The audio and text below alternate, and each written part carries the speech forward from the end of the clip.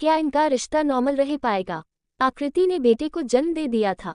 राग के कहने पर अनु जी और अनुराग जी उसके केबिन में बने रूम में चले जाते हैं। वही कृष्ण वही रूम में एक और सिंगल बेड पर लेट गया था। राग ने बच्चे को बेबी बेड पर सुला दिया था। बाकी आकृति को किसी चीज की जरूरत हो उसके लिए नस वहाँ थी। अगर बच्चा रोए तो नस उसे फीडिंग के लिए आकृति को दे सके। नस को कॉल आया जिस वजह से वो रूम से बाहर गई थी। कृष्ण आकृति को देख, रीति ठीक हो तुम, कोई प्रॉब्लम हो तो बताना।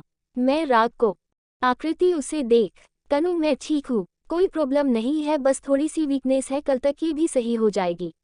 और आपको पता बेबी की देखने के बाद उसे अपनी गोद में लेने के बाद मुझे मेरे दर्द का बिल्कुल एहसास नहीं हो रहा। सच में माँ बनने का एहसास ही कितना अलग होता है ना। मुझे मतलब मैं बता नहीं सकती। अपनी फीलिंग बताने के लिए मेरे पास जज्बात नहीं है। कृष्ण आकृति के पास आके हल्के से उसका माथा चूम लेता है। तुम्हें कुछ बताने की जरूरत नहीं है रीति, मैं समझ सकता हूँ। हमारी जिंदगी में ये पल शायद मैंने या तुमने सपने में भी नहीं सोचा था, लेकिन देखो आज हम दोनों की जिंदगी में ये पल है। दोनों को ही आंखें नम थी। थोड़ी देर दोनों ऐसे ही बैठे रहे, तभी बच्चे के रोने की आवाज से दोनों हड़बड़ा गए। कृष्ण ने संभाल के बच्चे को गोद में लिया और आकृति की गोद में दे दिया। आकृति ने संभाल के उसे गोद में पकड़ा, उसे फीडिंग कराने लगी। वही कृष्ण ने प्यार से बच्चे के सिर को सहला दिया। आकृति के लिए अलग ही अनुभव था, जिससे उसकी आंखें नम हो गई। कृष्ण उसके जज्बात समझ सकता था। उसने उसका सिर प्यार से सहलाया और मुस्कुराने का इशारा किया। आकृति कृष्ण को देख मुस्कुरा दी। वही बच्चा भी फीडिंग करते करते सो गया था। कृष्ण ने संभाल के उसे गोद में लिया और अच्छे से उसे वही बेबी बेड पर लिटा दिया। वही उसे सुलाने के बाद उसने आकृति को अच्छे से लिटाया। उसका माथा चूमने के बाद खुद भी वही पास वाले बेड पर लेट गया। इधर राग अभी उसी पेशेंट के साथ जिसकी सर्जरी की वजह से वो हॉस्पिटल रुका था। पेशेंट की डिटेल अच्छे से रीड करने के बाद वो पेशेंट की फैमिली मेंबर से मिला। देखिए सर, ये अपनी तरफ से बिल्कुल कोशिश नहीं कर रहे हैं। ऐसे में न उनकी बॉडी किसी भी दवाई पर न तो रिएक्शन दे रही है। ऐसे में हम सर्जरी भी नहीं कर सकते। बाकी आप एक बार देख लीजिए, कोई ऐसा मेंबर जिनकी बातों का उनके ऊपर असर हो, उन्हें इनके पास भेज दीजिए। उनसे ऐसी बातें करें जिससे उनकी बॉडी रिएक्ट करे। अगर इनकी बॉडी सुबह तक रिएक्ट करती है तो हमारे लिए पॉजिटिव रिएक्ट करता है। बाकी हम कल सुबह तक हम एक बार ऑब्जर्व करके देखते हैं। हम अपनी तरफ से पूरी कोशिश करेंगे, लेकिन कल तक हमने उन्हें वेंटिलेटर पर रखा हुआ है। अब सब भगवान के ऊपर है, हम तो सिर्फ अपनी तरफ से कोशिश कर सकते हैं। फिर एक नर्स से सिस्टर, आप इन्हें टाइम टू टाइम अपडेट करेगी, इनकी क्या सिचुएशन है समय समय पर नोट करोगी। नर्स हमें सिर हिला देती हैं। राग पेशेंट के घर वालों को सांत्वना देके वहां से अपने केबिन की तरफ मुड़ गया। रात के 1 बज गए थे। उसे पता था उसके मॉम डैड अंदर रूम में थे, इसलिए उसने अंदर रेस्ट करने की वजह अपने केबिन में रखे सोफे पर लेट गया। थोड़ी देर बाद ही उसकी आंख लग गई। अगली सुबह सबके जीवन में एक नई किरण लेके आई थी। अनु जी आंख उनके रोज वाले समय पर ही खुल गई थी। उन्होंने अपने साइड में देखा, अनुराग जी आराम से सो रहे थे। रूम में चारों तरफ देखने के बाद उन्हें ध्यान आया कि वो अभी अपने घर में नहीं है। उन्होंने पहले जमीन को छू के अपने माथे से लगाया और बेड से नीचे उतर के अपने कपड़े सही करके रूम से बाहर केबिन में आ गई, जहां उनकी नज़र सोफे कर सोए हुए राग पर पड़ी। उसे ऐसे सुकड़े हुए सोते देख उनकी आंखें नम हो गई। मरीजों के इलाज के लिए जाने कितनी रातें उनका बेटा जागता कटता है। कभी कभी तो वो अपनी चेयर पर बैठे बैठे ही सो जाता, तो कभी कभी 24 घंटे से ऊपर खड़े खड़े एक सर्जरी में लग जाते थे उसे। लेकिन मजाल जो कभी उसके चेहरे पर एक सिकन दिखी हुई। हॉस्पिटल से लेके घर वालों के लिए भी अपनी जिम्मेदारी अच्छे से निभाता। अनु जी उसे देख उसके पास आकर प्यार से उसका माथा चूम लेती है और उसे देख, तेरा जैसा बेटा पाकर मैं सच में धन्य हो गई। तभी पीछे से अनुराग जी उनके कंधे पर हाथ रखते हैं। अनु जी उनकी तरफ पलट के देखती है तो उनकी खुद की आंखें नम थी। अनुराग जी उन्हें आंखों के इशारे से शांत रहने का बोलते हैं और अपने हाथ में लिया शॉल राग को उड़ा देते हैं। अनु जी उन्हें देख, ये आपका ही राग है जो हमेशा आपसे लेट उठने के ऊपर डांट खाता था और आज देखो ये समय पर सोता भी नहीं है। हम इंसान जब अपने फर्ज और जिम्मेदारी समझ जाता है तो उसकी नींद उसका आराम सब उसका फर्ज बन जाता है। और हमारा बेटा तो जाने कितनी जिंदगियां बचाता है, कितनी दुआ उसके साथ है। अनु जी उन्हें देखकर बात तो आपकी सही है, लेकिन एक डर रहता है।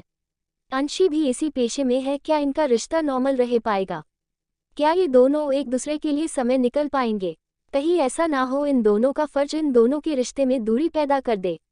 इनके रिश्ते में अनुराग जी अनु जी की बात सुन के एक बार खुद परेशान हो जाते हैं।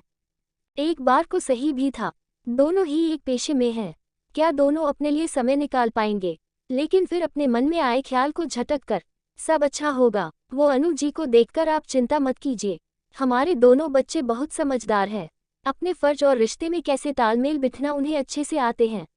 और कभी हमें लगा है उनके बीच में तनाव है तो हम हैं ना उन्हें समझाने के लिए। ये सब बातें छोड़िए, पहले अपने बड़ी बहू और पोते को घर ले जाने की तैयारी कीजिए।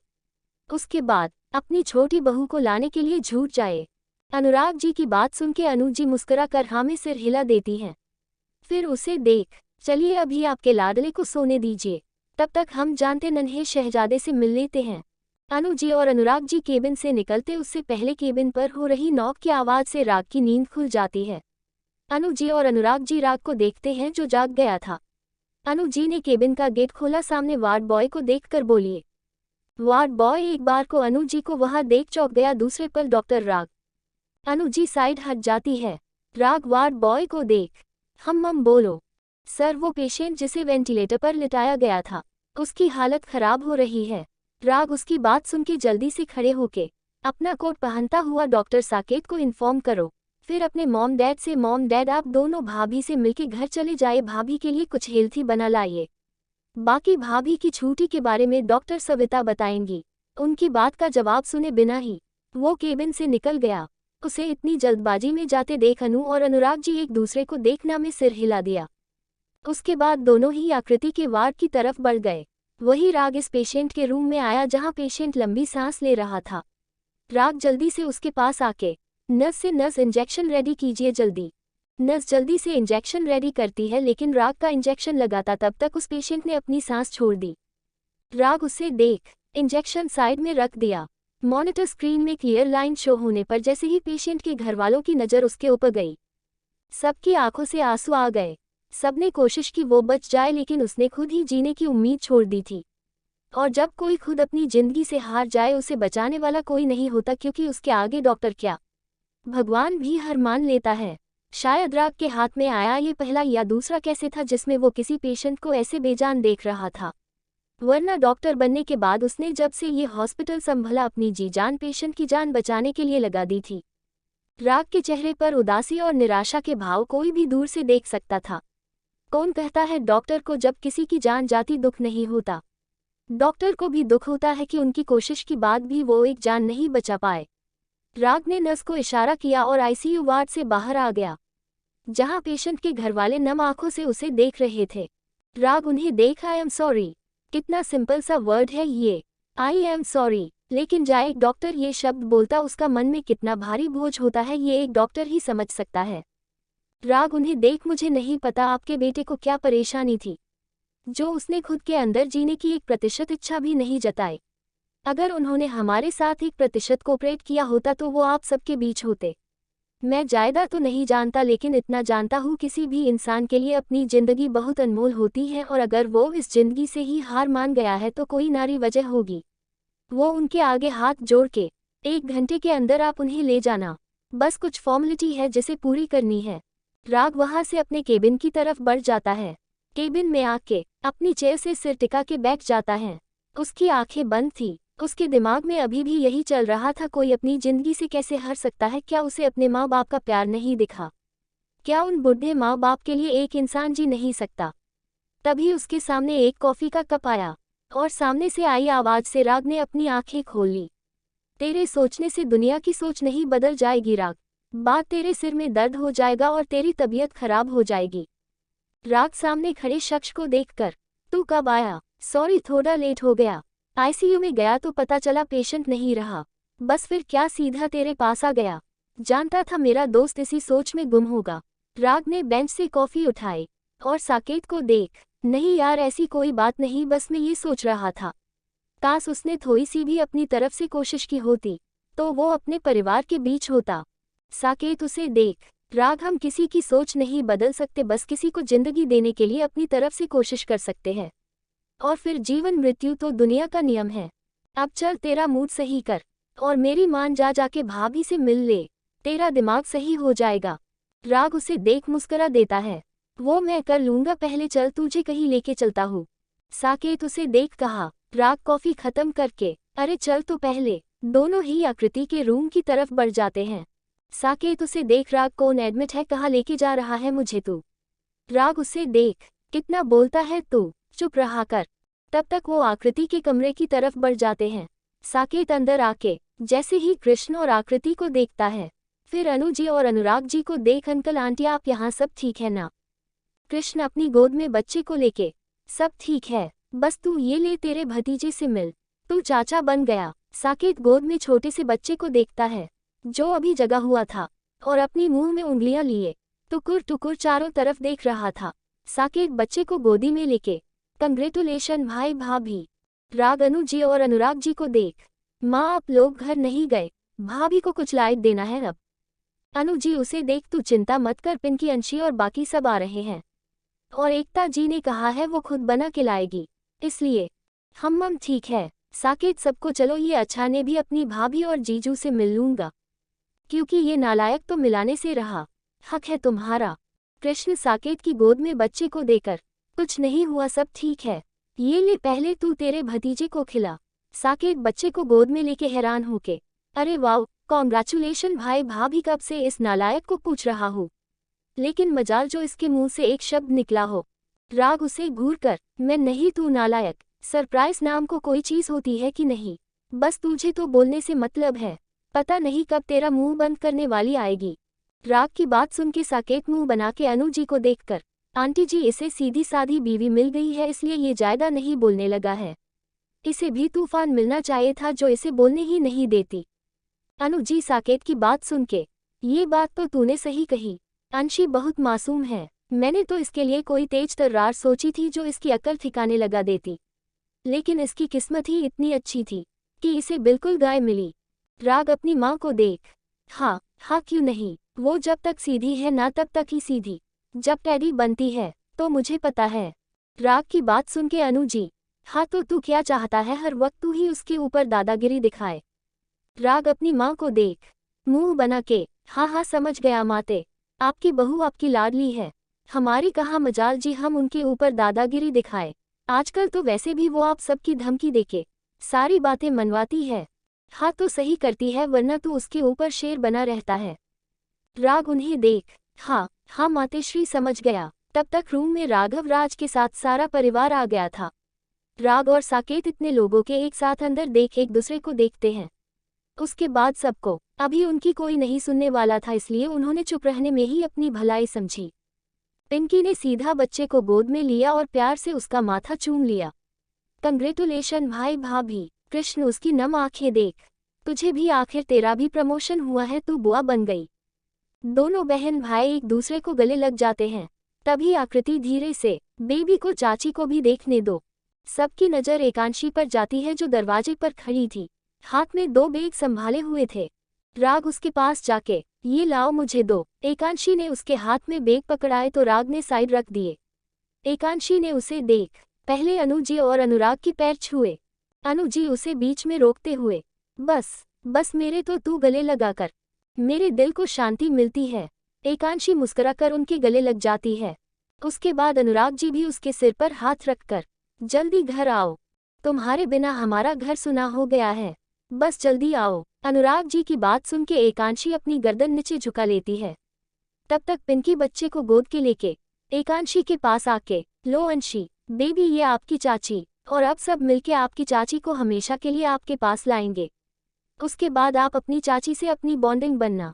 एकांशी कांपते हाथों से बच्चे को गोद में लेती है और प्यार से उसका माथा चूम के, वेलकम बच्चा, अपने मम्मा पापा को पूरा करने के लिए और हमारे परिवार में आने के लिए। एकांशी अपने गले में पहना शिव जी का लॉकेट उसके गले में पहनाने लगती है। अनु जी और आकृति उसे देख, अंशी ये क्या कर रही हो? एकांशी अपनी नजरें नीची करके, सॉरी माँ, वो हमने बेबी को पहली बार गोद में लिया और हमारा पास देने के लिए अभी यही है, अगर आप नहीं चाहते तो हम नहीं पहनाएंगे। एकांशी को लगा शायद अनु जी और आकृति को उसका बिना उन्हें पूछे लॉकेट पहनना पसंद नहीं आया। आकृति ने एक नज़र अनु जी को देखा इसके बाद एकांशी को अपने पास आने का इशारा किया, सबको नजरें उनकी तरफ थी। एकांशी आकृति के पास जाके, सॉरी भाभी, हमें आपसे पूछना चाहिए था। आकृति उसे देख, और किसने कहा तुम्हें कि तुम्हें बेबी के लिए कुछ भी मुझसे या किसी और से पूछने करना है? मानते हैं मैं और कृष बेबी के माँ बाप है, लेकिन उसके ऊपर जितना हमारा हक है उतना ही प्यार परिवार के हर सदस्य का है। क्योंकि तुम भी हमारे परिवार का हिस्सा हो, तो तुम्हारा भी हक हुआ ना, इसलिए तुम्हें कुछ भी पूछने की जरूरत नहीं है। और रही बात तुम्हें रोकने की, ये लॉकेट हमने तुम्हारी गले में पहले से देखा है, ऐसे इसे उतार कर बेबी को देना, इसलिए माँ ने और मैंने तुम्हें रोका। समझ आया? नहीं भाभी, ये लॉकेट राघव भाई ने हमें दिया था ताकि शिव जी हमारी रक्षा कर सके, और जब भी हम खुद को अकेला महसूस करें उनसे बात करें। लेकिन अब तो हमारे पास पूरा परिवार है, हमारे शिव जी अब बेबी की रक्षा करेंगे, इसलिए हम इसे पहना रहे थे।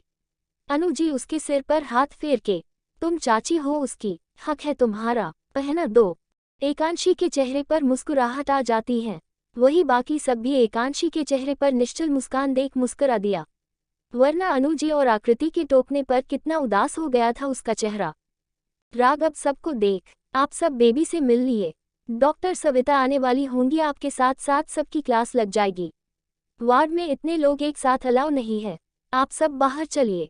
राघव, राग को देख, राग हम घर पर मिल लेंगे, वैसे भी पिंकी और संजना को ज्यादा देर यहाँ के माहौल में नहीं रहना चाहिए, हम लोग चलते हैं। भाभी घर आ जाए जब हमें फोन कर देना, मैं पिंकी और अंशी को लेके आ जाऊंगा। राग उसे देख हमें सिर हिला देता है। राघव, राज को देख, राज में माँ और उन्हें घर लेके जा रहा हूँ, तू अंशी को उसके कॉलेज ड्रॉप करके ऑफिस चले जाना। जी भाई। राघव, एकता जी पिंकी और संजना के साथ गुप्ता हाउस के लिए गया, वही अनु जी और अनुराग जी को भी राग में घर पर आराम करने के लिए भेज दिया। राग, राज, साकेत तीनों राग के केबिन में चले गए, वही कृष्ण भी अनु जी और अनुराग जी के साथ घर गया था ताकि वो चेंज कर सके। फिलहाल एकांशी आकृति के पास रुकी हुई थी। एकांशी ने आकृति नर्स की मदद से उसके कपड़े चेंज कराए, उसके बाद बेबी को भी अच्छे से कपड़े पहनाकर ब्लैंकेट में लपेट दिया।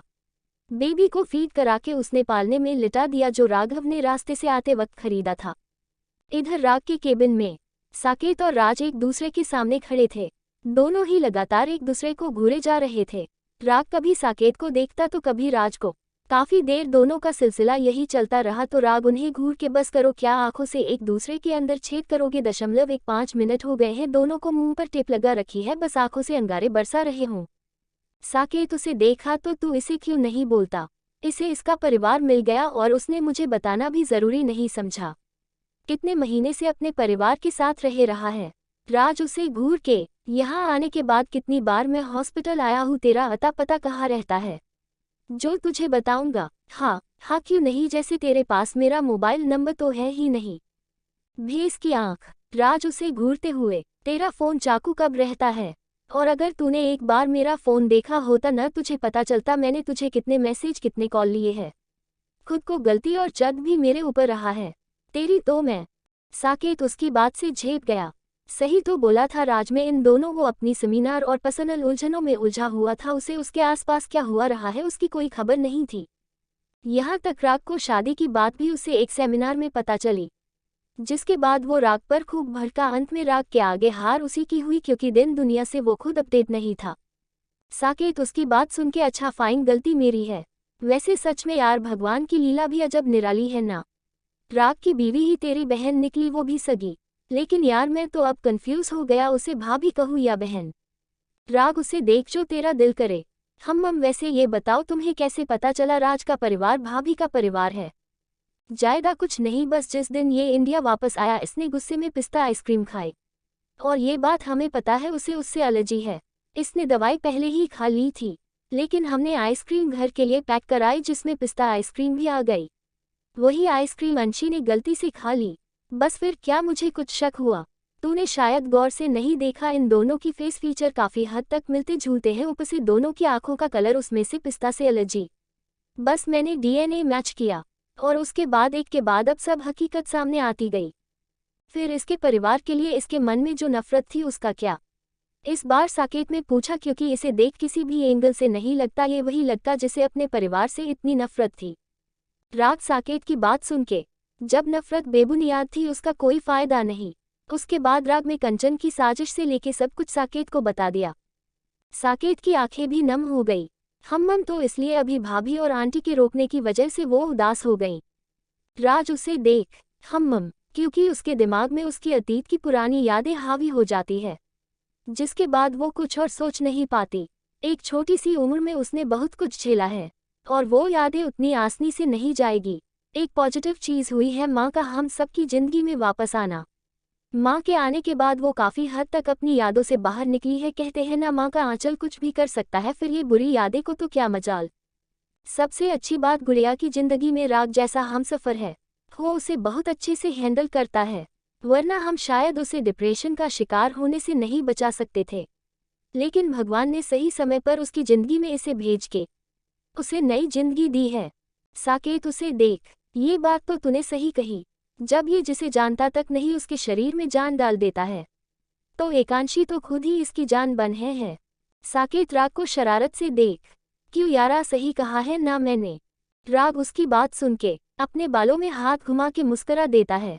वही राज और साकेत उसे देख, आय हाय क्या बात है, तो डॉक्टर राग शर्माते भी है। राग उनकी बात सुन के उन्हें घूरते हुए, बस बस बहुत हुआ। फिर राज को देख, अंशी को कॉलेज नहीं छोड़ना तुझे। हम जा रहा हूँ ना।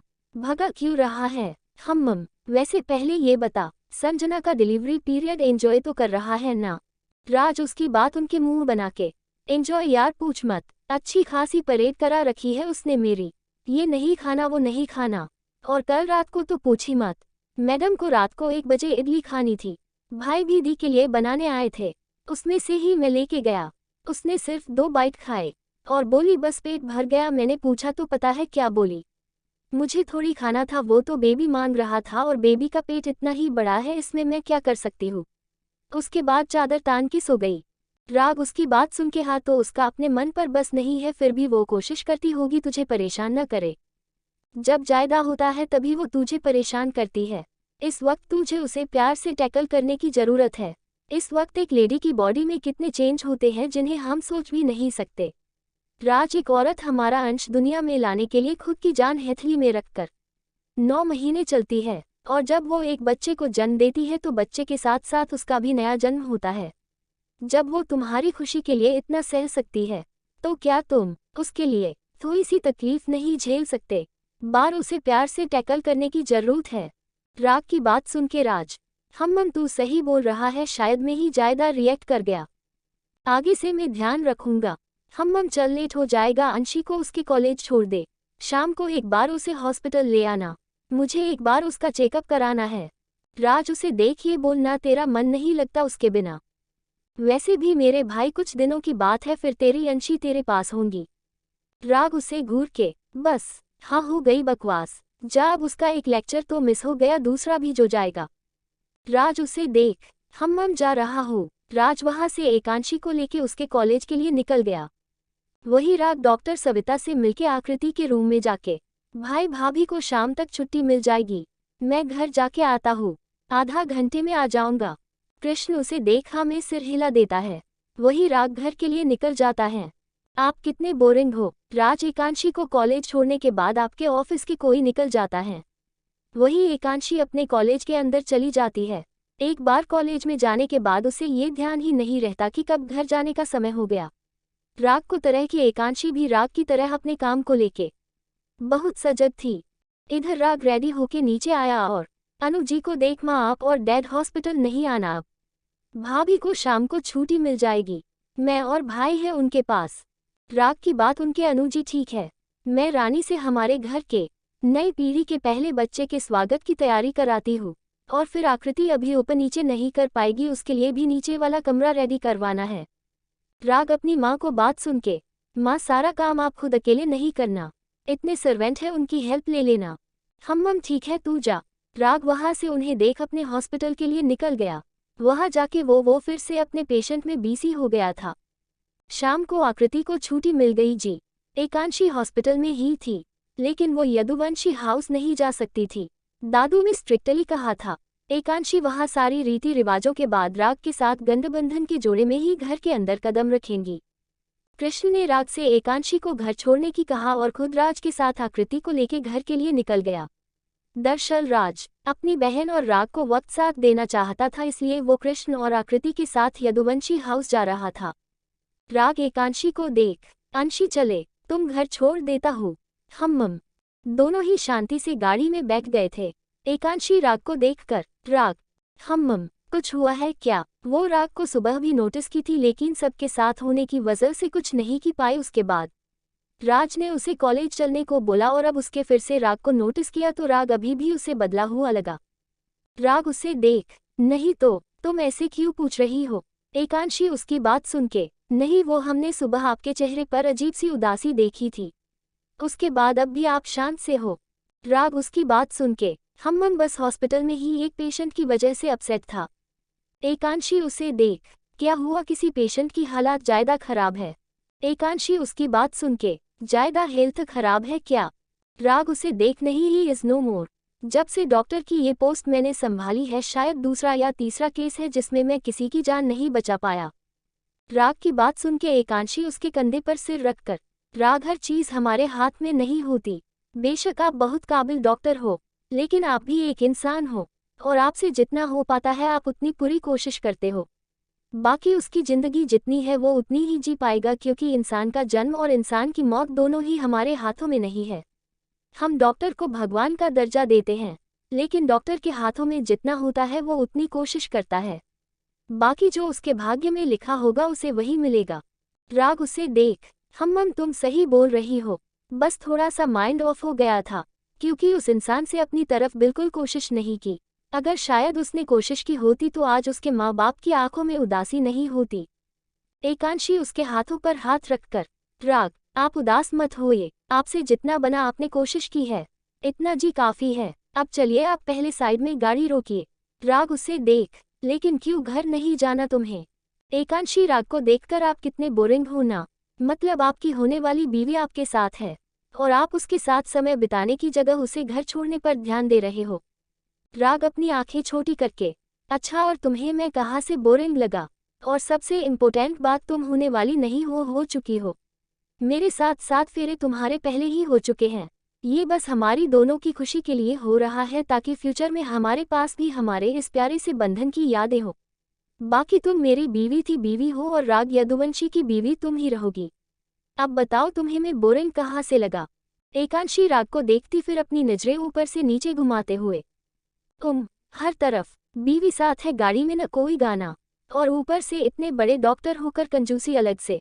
ये नहीं बीवी साथ है उसे पानी पूरी या कहीं आइसक्रीम खिला दे। एकांशी की बात सुनने पर राग ने गाड़ी एक साइड रोक दी थी। रास्ते में ज्यादा भीड़ भाड़ नहीं थी। राग एकांशी को नजरें देख उसे अपनी तरफ खींचते हुए, हम तो अब बोलिए मिसेज राग यदुवंशी, क्या बोल रही थी तुम? ना कोई गाना बजाना, ना ही खाना पीना। तो मिसेज राग यदुवंशी एक बार पूरे रीति रिवाज के साथ हमारी शादी होने दो। ये राग यदुवंशी तुम्हें आप कैद से रिहा नहीं करेगा, और राग यदुवंशी का अपने लिए रोमांस और मेरे जज्बात शादी के बाद देखना। इसलिए जब तक मेरे अरमानों को शांत हो रहने दो, क्योंकि पहले ही इतनी समय को दूरी ये बर्दाश्त नहीं कर पा रहे। ऊपर से तुम्हारी ये आंखें इन्हें मचलने पर मजबूर करती है। राग के ऐसे अचानक खींचने से एकांशी घबरा कर, राग क्या कर रहे हो आप? हम रास्ते में हैं और आपको रोमांस सूझ रहा है। राग उसे देख, अच्छा लेकिन अभी तो कोई कुछ देर पहले कह रहा था मैं बहुत अनरोमांटिक हूँ। एकांशी राग की बात सुन के, हमने ऐसा कब बोला? आप खुद ही अपनी तरफ से कुछ भी बोल रहे हो। राग अपनी आंखें ऊपर चढ़ाते हुए, अच्छा तो तुम मानती हो मैं रोमांटिक हूँ? राग की इंटेंस नजरें देखकर एकांशी की हिम्मत नहीं हो रही थी राग की तरफ देखने की। एकांशी हिम्मत करके राग को देखकर, आप छोड़िए हमें। राग उसे देख, छोड़ने के लिए थोड़ी पकड़ा है मिसेज यदुवंशी, ये हाथ तो आप चाह कर भी नहीं छुड़ा पाएंगी। एकांशी राग की बात सुन के आपके हाथों से हाथ छुड़ाना भी नहीं चाहते। राग हल्के से उसके हाथ छोड़ के पहले वॉच में टाइम देखता है, उसके बाद एकांशी को देखकर, यहाँ पास में ही बहुत अच्छा आइसक्रीम पार्लर है, वहाँ चलते हैं। एकांशी मुस्कुराकर हमें सिर हिला देती है। वैसे भी वो कुछ समय राग के साथ अकेले में बिताना चाहती थी, उसे और क्या चाहिए था। थोड़ी देर बाद राग में गाड़ी आइसक्रीम पार्लर के बाहर रोकी। वही उसके बगल में गोलगप्पे वाले को देख एकांशी खुश होके, अरे वाओ राग, हमें पानी पूरी भी खानी है। राग उसे देख, अंशी इट्स अनहाइजीनिक, मैं आइसक्रीम लाता हूँ तुम वो खा लेना। एकांशी राग को देख छोटा सा मुंह बना के, राग प्लीज। राग उसकी चेहरे की तरफ देखकर पिघल गया। वो उसे देखकर, ओके फाइन लेकिन जायदा नहीं। एकांशी को तो बस राग की हाँ सुनने की देर थी। वो गाड़ी से हवा की तरह बाहर निकल गईं। वही राग उसे ऐसे जाते देखता रह गया। राग ने उसे देखना में सिर हिलाया और गाड़ी को लॉक करके उसकी तरफ बढ़ते हुए, पता नहीं इन लड़कियों को ये पानी पूरी में क्या स्वाद मिलता है, बस ये दिखी नहीं और ये सब कुछ भूल जाती है। दुनिया जहाँ में है भी या नहीं ये भी इन्हें याद नहीं रहता। अब बताओ, इस मैडम को ये भी याद नहीं है ये अपनी पति के साथ आई है तो कम से उसका तो इंतजार करे। बस फुर हो गई। राग खुद से ही बड़बड़ाते हुए पानी पूरी वाले के ढेले पर ओपी पहुंच गया। एकांशी को देख वही साइड में खड़ा हो गया। वही एकांशी बिना उसके ऊपर ध्यान दिए आराम से खाने में मगन थी। राग को जब लगा वो ज्यादा खा रही है तो एकांशी के पास जाके, अंशी बस इट्स इंजूरियस तो हेल्थ, बहुत खा चुकी हो तुम, छोड़ो इसे। उसने पानी पूरी वाले को पेमेंट देके एकांशी को पीछे कमर से उठा के साइड में आ गया। एकांशी उसको देख, राग क्या कर रहे हो आप, हमें और खाना था। हाँ हाँ क्यों नहीं, जिससे तबीयत खराब हो जाती तुम्हारी, फिर करती लगाती रहती डॉक्टर के चक्कर। मैंने तुम्हें 1-2 खाने की परमिशन दी थी लेकिन तुम तो प्लेट पर प्लेट चढ़ा रही हो। राग के ऐसी बोलने से एकांशी उसे घूर के, आप हमारी प्लेट गिन रहे थे, हमसे बात मत कीजिएगा आप। राग एकांशी को देखता है जिसकी आंखें शायद ज्यादा तीखा खाने की वजह से लाल हो गई थी और उसमें पानी भरा हुआ था। होठों से भी सी सी की आवाज आ रही थी। राग उसे ऐसे देख उसका हाथ पकड़ के आइसक्रीम वाले के पास जाके, एक चॉकलेट फ्लेवर आइसक्रीम देना। उसके बाद एकांशी के हाथों में पकड़ा के, ये लो, इससे रिलीफ मिलेगा तुम्हें। एकांशी ने उसे एक नज़र देखा और उसके हाथ से आइसक्रीम लेके खाने लगी। थोड़ी देर बाद राग उसे देखकर फीलिंग बेटर। एकांशी उसे देखा में सिर हिला देती है। राग उसे देख, जब इतनी मिर्ची लग रही थी तो वो खाना जरूरी था क्या। एकांशी राग की बात सुन के, हमें पानी पूरी पसंद है। राग उसकी बात सुन के, हाँ तो कम तीखा खा सकती थी तुम। एकांशी राग को देख मुंह बना के, वो पानी पूरी ही क्या जो तीखी ना हो, और उस पानी पूरी के खाने का मतलब ही क्या है, इससे तो हम खाली साधा पानी न पी ले। राग एकांशी की बातें सुन के, अच्छा बाबा समझ गया, आप चले और जाके मेडिसिन ले लेना। एकांशी उसे देखा में सिर हिला देती है। फिर बड़बड़ते हुए हर जगह इनकी डॉक्टर गिरी शुरू हो जाती है। वही सड़क के दूसरी पार कोई खड़ा था जो दोनों को देख रहा था। राग और एकांशी की गाड़ी जाने के बाद उसने भी अपनी गाड़ी के शीशे चढ़ाए और वहां से चला गया। राग ने गाड़ी गुप्ता हाउस के बाहर रोकी। एकांशी उसे देख गाड़ी से उतरती उससे पहले राग ने उसे उसका हाथ पकड़ के रोक लिया। एकांशी उसे असमंजस से देखती है तो राग उसे अपनी तरफ खींच बिना उसे सोचने समझने का मौका दिए उसके होठों को खुद की कैद में ले लेता है। करीब 5 मिनट में वो उसे छोड़कर, ध्यान रखना अपना, अब शादी की रस्मों में ही मिलूंगा, क्योंकि पहले मिला तो शायद अपना प्रोमी तोड़ दूं, ध्यान रखना अपना। एकांशी राग की बात सुन के शर्मा जाती है और जल्दी से गाड़ी से उतरते हुए, आप भी ध्यान रखना अपना और पहुंचकर हमें कॉल कर देना। राग एकांशी की बात सुन के हाँ में सिर हिला के निकल जाता है। वही एकांशी जब तक राग की गाड़ी उसकी नज़रों से ओझल नहीं हो जाती तब तक वही खड़ी रहती है। राग की गाड़ी जाने के बाद वो अंदर की तरफ बढ़ जाती है जहां एकता जी हॉल में बैठी थी। एकांशी को आते देख, आ गई गुड़िया, जाके चेंज कर ले, मैं कॉफी बनवा देती हूँ। एकांशी उन्हें देख, माँ भाभी कहाँ है। पिंकी को तो राघव यदुवंशी हाउस लेके गया है। आकृति को छुट्टी मिली है इसलिए उसके वेलकम के लिए शायद आज रात वो वहीं रुकेंगे। संजना की तबीयत खराब है इसलिए वो आराम कर रही है। क्या हुआ भाभी को? संजना के बारे में सुनते ही एकांशी पूछती है। पता नहीं, मैंने पूछा तो बोली वीकनेस हो रही है।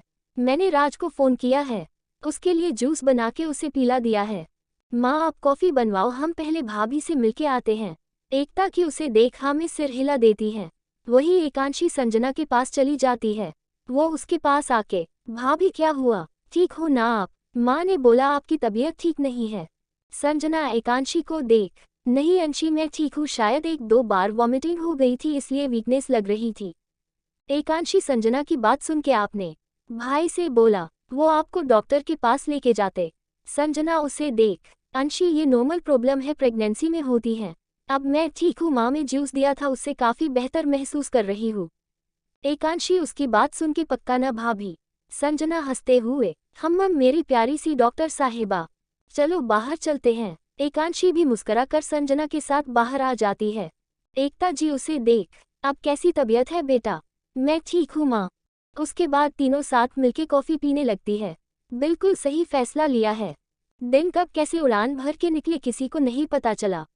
राग एकांशी को शादी की तैयारियों में ही वक्त बीत रहा था। इधर यदुवंशी हाउस में अलग ही रौनक छाई हुई थी। एक छोटे बच्चे की खनक, दूसरा राग एकांशी की शादी की तैयारियों में किसी को समय का पता नहीं चल रहा था। आकृति भी काफी हद तक ठीक हो चुकी थी और अनु जी की कामों में मदद करा देती थी। बाकी बच्चे को संभालने के लिए तो जैसा पूरा परिवार तैयार रहता था, उसके साथ खेलते वक्त किसी को अपना काम ध्यान नहीं रहता था। जहां तक राग भी बच्चे के साथ खेलने, अपने हॉस्पिटल जाने में लेट हो जाता था। यदुवंशी परिवार ने अभी बच्चे का नामकरण नहीं कराया था, क्योंकि बच्चे के नामकरण संस्कार में एकांशी शामिल नहीं हो पाती, इसलिए बच्चे को प्यार से अभी सब डुग्गू बुलाते थे। इधर गुप्ता हाउस में सबका हाल बेहाल था। एक तो पिंकी और संजना दोनों की प्रेगनेंसी, ऊपर से एकांशी की शादी की तैयारी। लेकिन एकता जी राघव और राज के साथ मिलकर सब कुछ अच्छे से संभाल रही थी, क्योंकि वो आओ बेटी की शादी में अपने सारे अरमान पूरे करने चाहती थी। उनकी चाहत तो राघव और राज की शादी कराने की थी, लेकिन पिंकी और संजना की प्रेगनेंसी की वजह से ये पॉसिबल नहीं था, क्योंकि शास्त्रों में कहते हैं एक पेट में पल रहे बच्चे की मां को अग्नि के सामने में फेरे नहीं लेने चाहिए। इसलिए उन्होंने ये विचार त्याग दिया। लेकिन एकांशी उनकी लाडली थी, उसकी शादी में वो कोई कमी नहीं रहने देना चाहते थे। राघव, राज और यश जी भी अपनी गुड़िया की शादी में कोई कसर नहीं छोड़ना चाहते थे, इसलिए वो भी जी जान से लगे हुए थे। राघव अपने कमरे में खिड़की के पास खड़ा पता नहीं क्या सोच रहा था। उसे पिंकी के अपने पास होने की खबर भी नहीं हुई। पिंकी उसके कंधे पर हाथ रखकर, क्या सोच रहे हो राघव? राघव जैसे अपनी सोच से बाहर आया। वो पिंकी को देख, तुम कब आई? पिंकी उसे देख उसका हाथ पकड़ सोफे पर बिठाकर खुद उसके पास बैठ उसके कंधे पर सिर रखकर, जब तुम अपनी सोच में गुम थे। राघव उसके बालों में अपने हाथ घुमाने लगता है, तो पिंकी उसे देख, क्या बात है राघव, उदास लग रहे हो? राघव एक नज़र पिंकी को देखता है, नहीं, बस अंशी को लेके सोच रहा हूँ। कुछ महीने पहले की बात थी, मेरी गुड़िया को जबरदस्ती उसकी मर्जी पूछे बिना उसे दुल्हन बनाया गया था, और आज देखो उसके चेहरे पर अलग ही चमक है। हाँ, दुख है इस बात का, अब अंशी हमारे साथ नहीं रह पाएगी। माँ के आने के बाद जो समय दादू ने हम सबको सत्य बिताने के लिए दिया, हम तो सच में भूल गए। एकांशी सिर्फ कुछ दिनों ही हमारे साथ है, अब ऐसे लग रहा था उसे पहली बार खुद से दूर करेंगे। तुम्हें एक बात बताऊं, पिंकी, पहली बार जब वो इस घर से विदा होकर राग के साथ गई थी, मुझे कोई दुख नहीं हुआ था, क्योंकि मेरी बहन दर्द भरी जिंदगी से आज़ाद हुई थी, और मुझे भरोसा था राग पर, पूरे परिवार पर, कि वो मेरी गुड़िया की जिंदगी में खुशियां लौटा देंगे। लेकिन इस बार दिल में अलग ही दर्द महसूस हो रहा है। बचपन से जो पल उसके साथ नहीं बीता पाया, वो मैंने इन 5 महीनों में बिताया है, और अब वो शादी करके जाएगी, ये सोचकर ही आंखें खुद ही नम हो जाती है। पिंकी राघव के दिल के जज्बात समझ सकती थी। आखिर इन दिनों उसका भी एकांशी के साथ बेटी जैसा लगाव हो गया था। बेशक एकांशी उसके भाई की अर्धांगी बनने जा रही थी, लेकिन ये सच था वो इस घर से देर जाने वाली थी। अभी तक उसे उसकी माँ और भाई ने सारी जिम्मेदारी से आज़ाद किया था। वो एक अनमेरिड लड़की की जिंदगी जी रही थी, लेकिन एक बार राग के फिर से कस्मों में बंधने के बाद वो खुद भी जिम्मेदारी में बंध जाएगी। लेकिन ये वक्त इमोशनल होने का नहीं है, ये वक्त राघव को संभालने का था। पिंकी, राघव को देख, राघव, हमारी अंशी हमसे दूर कहाँ जा रही है? बस 2 किलोमीटर दूरी पर है घर हमारा। जब मन करेगा उससे मिलने चले जाएंगे, और जब मन होगा उसे अपने पास बुला लेंगे। और तुम ऐसे करोगे तो अंशी माँ और पापा को कैसे संभालोगे? हमारा तो फिर ठीक है, लेकिन माँ का सोचिए, वो तो अभी मिली अपनी बेटी से, उनके दिल पर क्या बीतेगी? उन्हें और अंशी को हमें ही संभालना है। राघव पिंकी को बात सुन के अपनी नम आंखें पूछकर, तुम ठीक कह रही हो पिंकी, अभी शादी की तैयारी में किसी को ध्यान नहीं है, लेकिन जैसे सबको एहसास होगा। राघव की आंखें फिर से नम हो जाती है। सच में पिंकी, कितना मुश्किल होता है अपने घर के सदस्य को खुद से दूर करना। उस वक्त तो हम सब अंशी को उसकी दर्द से दूर करना चाहते थे, और वो रास्ता हमें सही लगा। लेकिन आज समझ आ रहा है माँ, डैड और तुम्हारे भाइयों में तुम्हें कैसे विदा किया होगा। मेरी तो अंशी को भेजने के नाम से ही रूह कांप रही है। बस करो राघव, अपनी शादी में 5 दिन बचे हैं।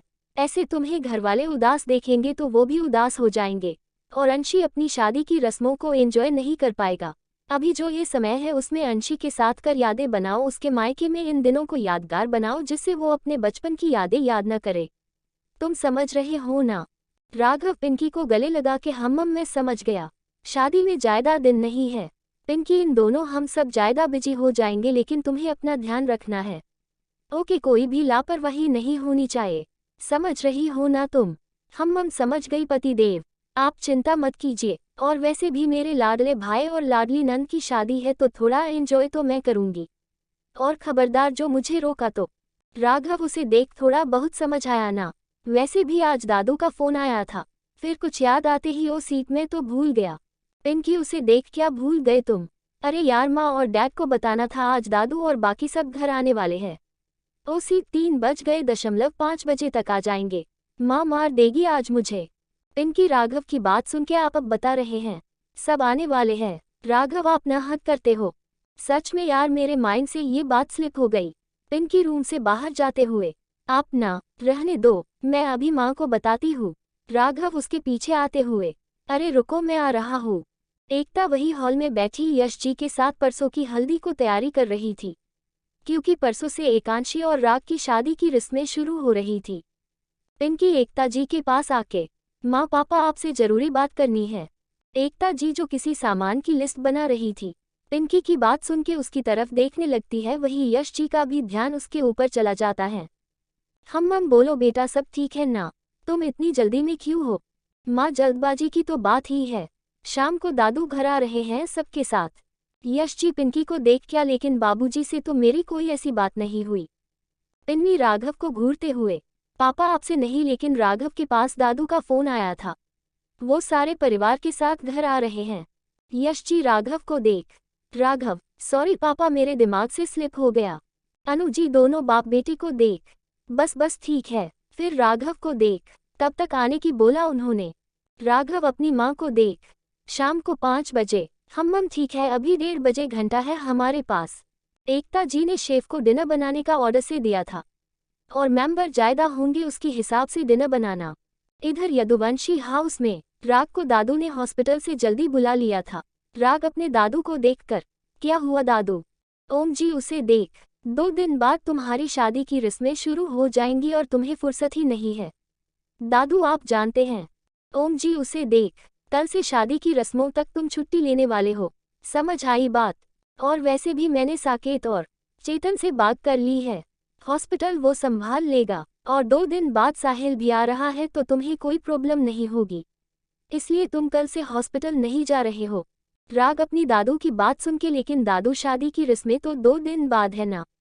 ओम जी उसे देख, इसी सिलसिले में बात करने के लिए हम गुप्ता हाउस जा रहे हैं, और हमने तुम्हें कल से छुट्टी के लिए क्यों बोला है, तुम्हें वहां जाके समझ आ जाएगा। राग अपनी दादू को देखकर बाकी सबको देखता है, उसके बाद दादू को देख, उनके पास बैठकर, ठीक है दादू जैसी आपकी मर्जी, लेकिन अगर हॉस्पिटल में कोई क्रिटिकल कंडीशन हुई तो आप मुझे नहीं रोकेंगे।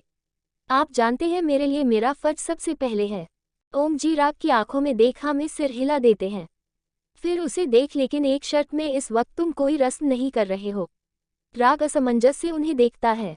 ओम जी उसे देख, नहीं समझे। उसने अपनी गर्दन ना मिला दी, जैसे कि अगर तुम अपने फेरे की रस्म पर बैठे हो तब तुम्हें कोई इमरजेंसी हुई तो हम तुम्हें हॉस्पिटल जाने की परमिशन नहीं देंगे, फिर चाहे वो तुम्हारा फर्ज हो या जिम्मेदारी, क्योंकि उससे बड़ा फर्ज तुम्हारा आपके परिवार के लिए है, समझ गए ना? राग अपनी गर्दन हाँ में हिला देता है। ओम जी अनु जी को देख, अनु बेटा हमें गुप्ता हाउस निकलना है, आप आकृति बहू से भी बोल दीजिए वो भी तैयार हो जाए। अनु जी ओम जी को देख हाँ में सिर हिला देती है। शाम 5 बजे करीब ओम जी सारे परिवार के साथ गुप्ता हाउस पहुंच चुके थे। यश जी और एकता जी ने पहले ओम जी के पैर छुए, उसके बाद सारे परिवार से मिले। वही एकांशी ने भी पहले ओम जी पैर छुए। ओम जी उसके सिर पर हाथ रखकर अखर सौभाग्यवती भवः। ओम जी की बात सुन के सब उनकी तरफ देखने लगते, क्योंकि ओम जी ऐसा आशीर्वाद बहुत कम देते हैं। अनु जी अनुराग जी को देखती है तो उन्हें शांत रहने का इशारा करते हैं। एकांशी दादाजी के पैर छूने के बाद अनु जी और अनुराग जी के पैर छूती है, जिसके दोनों ही उसे डपट देते हैं। प्यार से गले लगा के कितनी बार कहा है, हमारे पैर मत छुआ करो तुम। एकांशी मुस्कुरा, आगे से ध्यान रखिएगे, हम गुड गर्ल। एकांशी आकृति से मिलती है, फिर अपने गोद में बच्चा लेके उसके गालों को प्यार से चूम लेती हैं। यश जी, ओम जी से आइए ना बाबूजी, बैठिए। सभी परिवार वाले वहीं बैठ जाते हैं। नाश्ता पानी करने बाद ओम जी यश जी को देख, हमारा यहाँ आने का मकसद कुछ और था यश, और हम आशा करते हैं हमारा विचार तुम्हें अच्छा लगेगा। ओम जी की बात सुन के यश जी, बताए ना बाबूजी क्या बात है, और आपके विचारों पर हमें सोचने की जरूरत ही नहीं है, आप निष्कोच होके बताए। ओम जी सबको देख, यश हम चाहते बच्चों को शादी एक ही जगह से हो, हमारा मतलब सारी रस्में एक ही जगह से हो। तुम जानते हो पिंकी को हालत ऐसी नहीं है वो इधर उधर भाग दौड़ कर सके, और ऐसा भी नहीं वो एक जगह रह सके, उनका दोनों जगह रहना जरूरी है। और यही बात राज की भी है। राज बेशक आपका बेटा है लेकिन हमने भी उसे बेटा ही समझा है, इसलिए हम चाहते राज भी राग की सारी रस्मों में शामिल हो, और आप जानते अलग अलग रस्मों से ये पॉसिबल नहीं हो पाएगा। और राघव भी दामाद होने की नाते उन्हें भी राग को कुछ रस्में करनी होगी और बच्चों की बहुत ज्यादा भागदौड़ हो जाएंगी, इसलिए हमने इस पर विचार किया, हमें सबसे अच्छा विचार यही लगा। बाकी आप लोग क्या समझते हो हमें बता दो। अनुराग की यश जी को देखते तो यश जी उन्हें देख, बाबूजी आप सही बोल रहे हो, और सच ही सब हम लोगों के दिमाग में ही नहीं आया, आपने बिल्कुल सही फैसला लिया है, वो एक हीरा है। यश जी ओम जी को देखकर, आपने बिल्कुल सही फैसला लिया है बाबूजी, ये ख्याल तो हमारा दिमाग में आया ही नहीं। सच में पिंकी राज और राघव के लिए बहुत परेशानी हो जाएंगी और इनका दोनों जगह रहना भी जरूरी है। यश जी की बात सहमत होकर अनुराग, जी हाँ पापा, यश जी बिल्कुल सही बोल रहे हैं, हमारे भी दिमाग ये बात नहीं आई। लोग सही कहते, घर में बड़े बुजुर्गों का होना बहुत जरूरी है ताकि वो अच्छे बुरे का ज्ञान दे सके। ओम जी सबको देख, कोई बात नहीं, अभी मैं हूं ना तुम सबको सही गलत बताने के लिए, अब जगह डिसाइड करो क्योंकि हमें कल ही जाना है। यश जी ओम जी की बात सुन के, कल लेकिन क्यों बाबूजी, रस्में तो परसों से शुरू है। ओम जी सबको देख, कल दोपहर तक हमारे कुलगुरु आ रहे हैं और उन्होंने कहा है बच्चों को किसी बंधन में बांधने से पहले एक पूजा दोनों को जोड़े में बिठाकर करना चाहते हैं, इसलिए आप सब रात में सारी पैकिंग कर लीजिए। और रही जगह की बात, हमें हमारा फार्म हाउस सबसे अच्छी जगह लगा, वो मार्केट एरिया के पास भी है, किसी सामान की जरूरत हुई तो जल्दी से आ भी जाएगा। बाकी आप लोग सोच समझ और बता दो। ओम जी की बात सुन के एकता जी यश जी को देखती है, बाबूजी सब ठीक है ना? एकदम से ओम जी एकता के चेहरे पर परेशानी देख अनु जी और अनुराग जी को देखते हैं, उनके चेहरे पर चिंता की लकीरें थी। ओम जी सबको देख, घबराने की बात नहीं है, बस गुरुजी आ रहे थे, हमने उन्हें बच्चों की शादी के बारे में बताया तो उन्होंने बच्चों को आशीर्वाद देने की इच्छा जताई और हमने इसमें कोई आपत्ति नहीं दिखाई, और ये तो बहुत अच्छी बात है, हमारे बच्चों को गुरुजी का आशीर्वाद मिल रहा है। दादाजी की बात सुन के एकता जी और यश जी के चेहरे पर तो चिंता के भाव खत्म हो जाते हैं, लेकिन अनु जी अनुराग जी अभी भी परेशान थे, बस सब परेशान नहीं इसलिए अभी उन्होंने कुछ कहना सही नहीं समझा। ओम जी एकांशी से, बेटा जी कल आपको व्रत करना है, ध्यान रखना जब तक गुरुजी हवन नहीं करा देते आप कुछ खाओ नहीं, और राग तुम्हें भी। राग अपने दादू को देख, जी दादू कल सुबह 9 बजे तक हम फार्म हाउस पहुंचना है।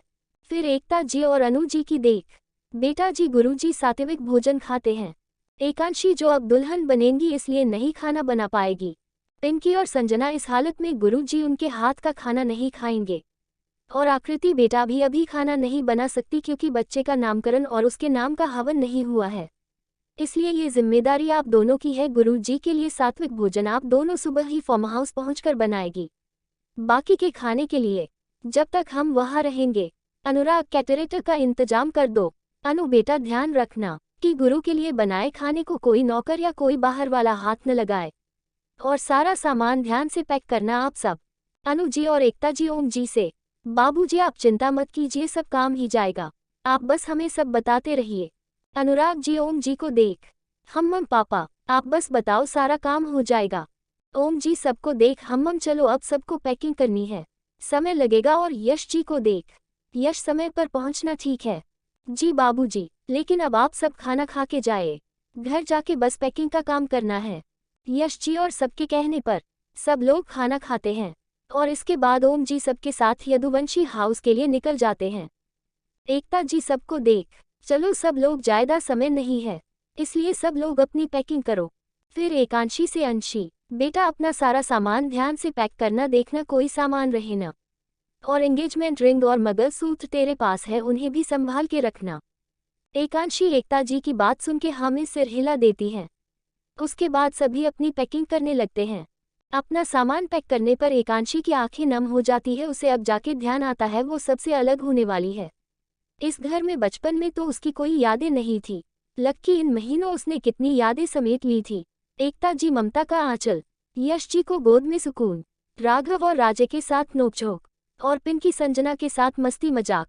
ये सोच सोच ही उसकी आंखों से आंसू गिरने लगे। वो पहले भी इस घर से विदा हो चुकी थी, लेकिन उस वक्त में अब बहुत फर्क था। तब उसने कुछ नहीं खोया था। वो बस एक मूर्ति की तरह सब करती गई जो उसे कहा गया। लेकिन अब वो भरा परिवार छोड़ के जा रही थी। वो परिवार जिसने इन महीनों में उसे एहसास दिलाया था वो उनके लिए कितनी मायने रखती है, उसकी एक तकलीफ उन्हें तकलीफ देती है। एकांशी से जब अपने जज्बात नहीं संभले तो अपना मुंह तकिए में दबा के रोने लगी। उसकी आवाज कमरे से बाहर नहीं जाते, इसलिए उसने अपना मुंह तकिए में दबा लिया। लेकिन एक माँ बाप भाई उसकी तकलीफ कैसे नहीं समझ पाते। जैसे वो लोग अपना सामान पैक करने लगे, एकता जी की आंख आंसुओं से भर आई। यश जी उनके पास आके, क्या हुआ एकता? यश, हमारी लाडो फिर से हमसे दूरी जाएगी। आज की रात उसकी इस घर में आखिरी रात है। कितना कम समय मिला है हमें उसके साथ बिताने के लिए। यश जी की खुद की आंखें नम हो गई, लेकिन उन्हें खुद को मजबूत दिखाना था। एकता, हमारी बच्ची कौन सा दूर जा रही है, यही तो है पास में, जब मन होगा हम मिल लेंगे उससे। और तुम जानती हो हमें तो राग और पूरे परिवार का धन्यवाद कहना चाहिए जिन्होंने हमें उसके साथ बिताने के लिए इतना समय दिया। वरना कौन से ससुराल वाले अपने घर की बहू को शादी के बाद फिर से मायके में छोड़ते हैं सिर्फ इसलिए ताकि उनकी बहू और उसका परिवार वो पल जी सके जो उन्होंने बचपन में नहीं जिए। इन महीनों में हमने अंशी के साथ अपनी यादें बनाई हैं। अंशी को उसकी कड़वी यादों से दूर करके उसे प्यारी और खूबसूरत यादें दी है, जिससे वो राग और सबके बीच अपने अतीत को याद न कर अपने इन पलों को याद करे। उनके परिवार में जाने के बाद उसकी उदासी नहीं, उसकी मुस्कुराहट झलके। चलो अब आराम से पैकिंग करो, वैसे भी समय नहीं है हमारे पास। अनु जी अनुराग जी की बात सुन के हामी सिर हिला देती हैं। लेकिन तभी उनके दिमाग में एकांशी कौंध जाती है, क्योंकि वो भी रूम में अकेले। और जब वो अपना सामान पैक करते वक्त उदास हो गई तो उनकी लाडली भी इस घर से जाने के बाद सीधे अपने ससुराल जाने वाली है। वो सामान वही रख रूम की चल पड़ी। यश जी जो खुद बैग उतारने के लिए अलमीरा की तरफ मुड़ा था, एकता जी को बाहर की तरफ बढ़ते देख वो हैरान से उनके पीछे चल दिए। वही एकता जी आखिर माँ थी, वो अपनी बेटी का दर्द कैसे नहीं समझ पाती। उन्होंने एकांशी के रूम में आके दरवाजा खटखाया, लेकिन दरवाजा अपने आप खुल गए। एकता जी ने रूम में देखा तो एकांशी में अपना सारा सामान में बैग पर रखा हुआ था और तकिए में मुंह दबाए रो रही थी। एकता जी आंखें उसको देख फिर से नम हो गई। वही पीछे खड़े यश जी की आंखों में आंसू आ गए। एकांशी के बारे में वो भूल गए। आज एकांशी की इस घर में आखिरी रात थी। उसके बाद वो सीधे ही फार्म हाउस से यदुवंशी हाउस जाने वाली थी। एकता जी उसके पास आई और उसके सिर पर हाथ फिर रखे। अंशी, बच्चा। अपनी माँ की आवाज़ सुन के एकांशी खड़ी हो जाती है। एकांशी आंखों में आंसू लिए एकता जी को देखती है, जिसे देख एकता जी की दिल में दर्द सा होता है। एकता जी अपने हाथों से उसका चेहरा अपने हाथ में लेके अपनी उंगलियों से उसके आंसू पूंछ देती है। फिर न में अपनी गर्दन हिला के, बुढ़िया आप अपने घर से दूर नहीं जा रही, बस इस घर दूसरे से घर जा रही हो। ये घर आपका है और हमेशा आपका ही रहेगा। आपका जब मन ही तब यहाँ आ सकती हो, और हमसे दूर थोड़ी हो रही हो तुम। हमेशा हमारे दिल रहोगी। और फिर राग का भी सोचो बच्चा, सिर्फ तुम्हारी खुशी के लिए उसने तुम्हें इतने महीनों यहाँ रहने की परमिशन दी है, और उसके बाद भी वो तुम्हारी आंखों में आंसू देखेगा तो उसे कितनी तकलीफ होगी। आज के जमाने में कोई पति, कोई ससुराल सिर्फ अपनी बहू अपनी पत्नी की खुशी के लिए नहीं छोड़ते। लकी जिन्होंने अपनी सुविधा ने देख आपकी खुशी देखी। अनु जी ने कितनी परेशानी का सामना करा आकृति की प्रेगनेंसी और घर के कितने कामों के बाद भी उन्होंने तुम्हें यहाँ रहने की परमिशन दी। तुम समझ रही हो ना बुढ़िया, उन लोगों तुम्हारी खुशी मायने रखी। जो यादें जो पल तुम बचपन में नहीं जी पाए उन्होंने तुम्हें वो पल जीने का मौका दिया।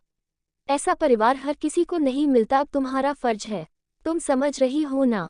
उन्हें ये नहीं लगाना चाहिए कि उन्होंने इतना किया उसके बाद भी तुम खुश नहीं हो।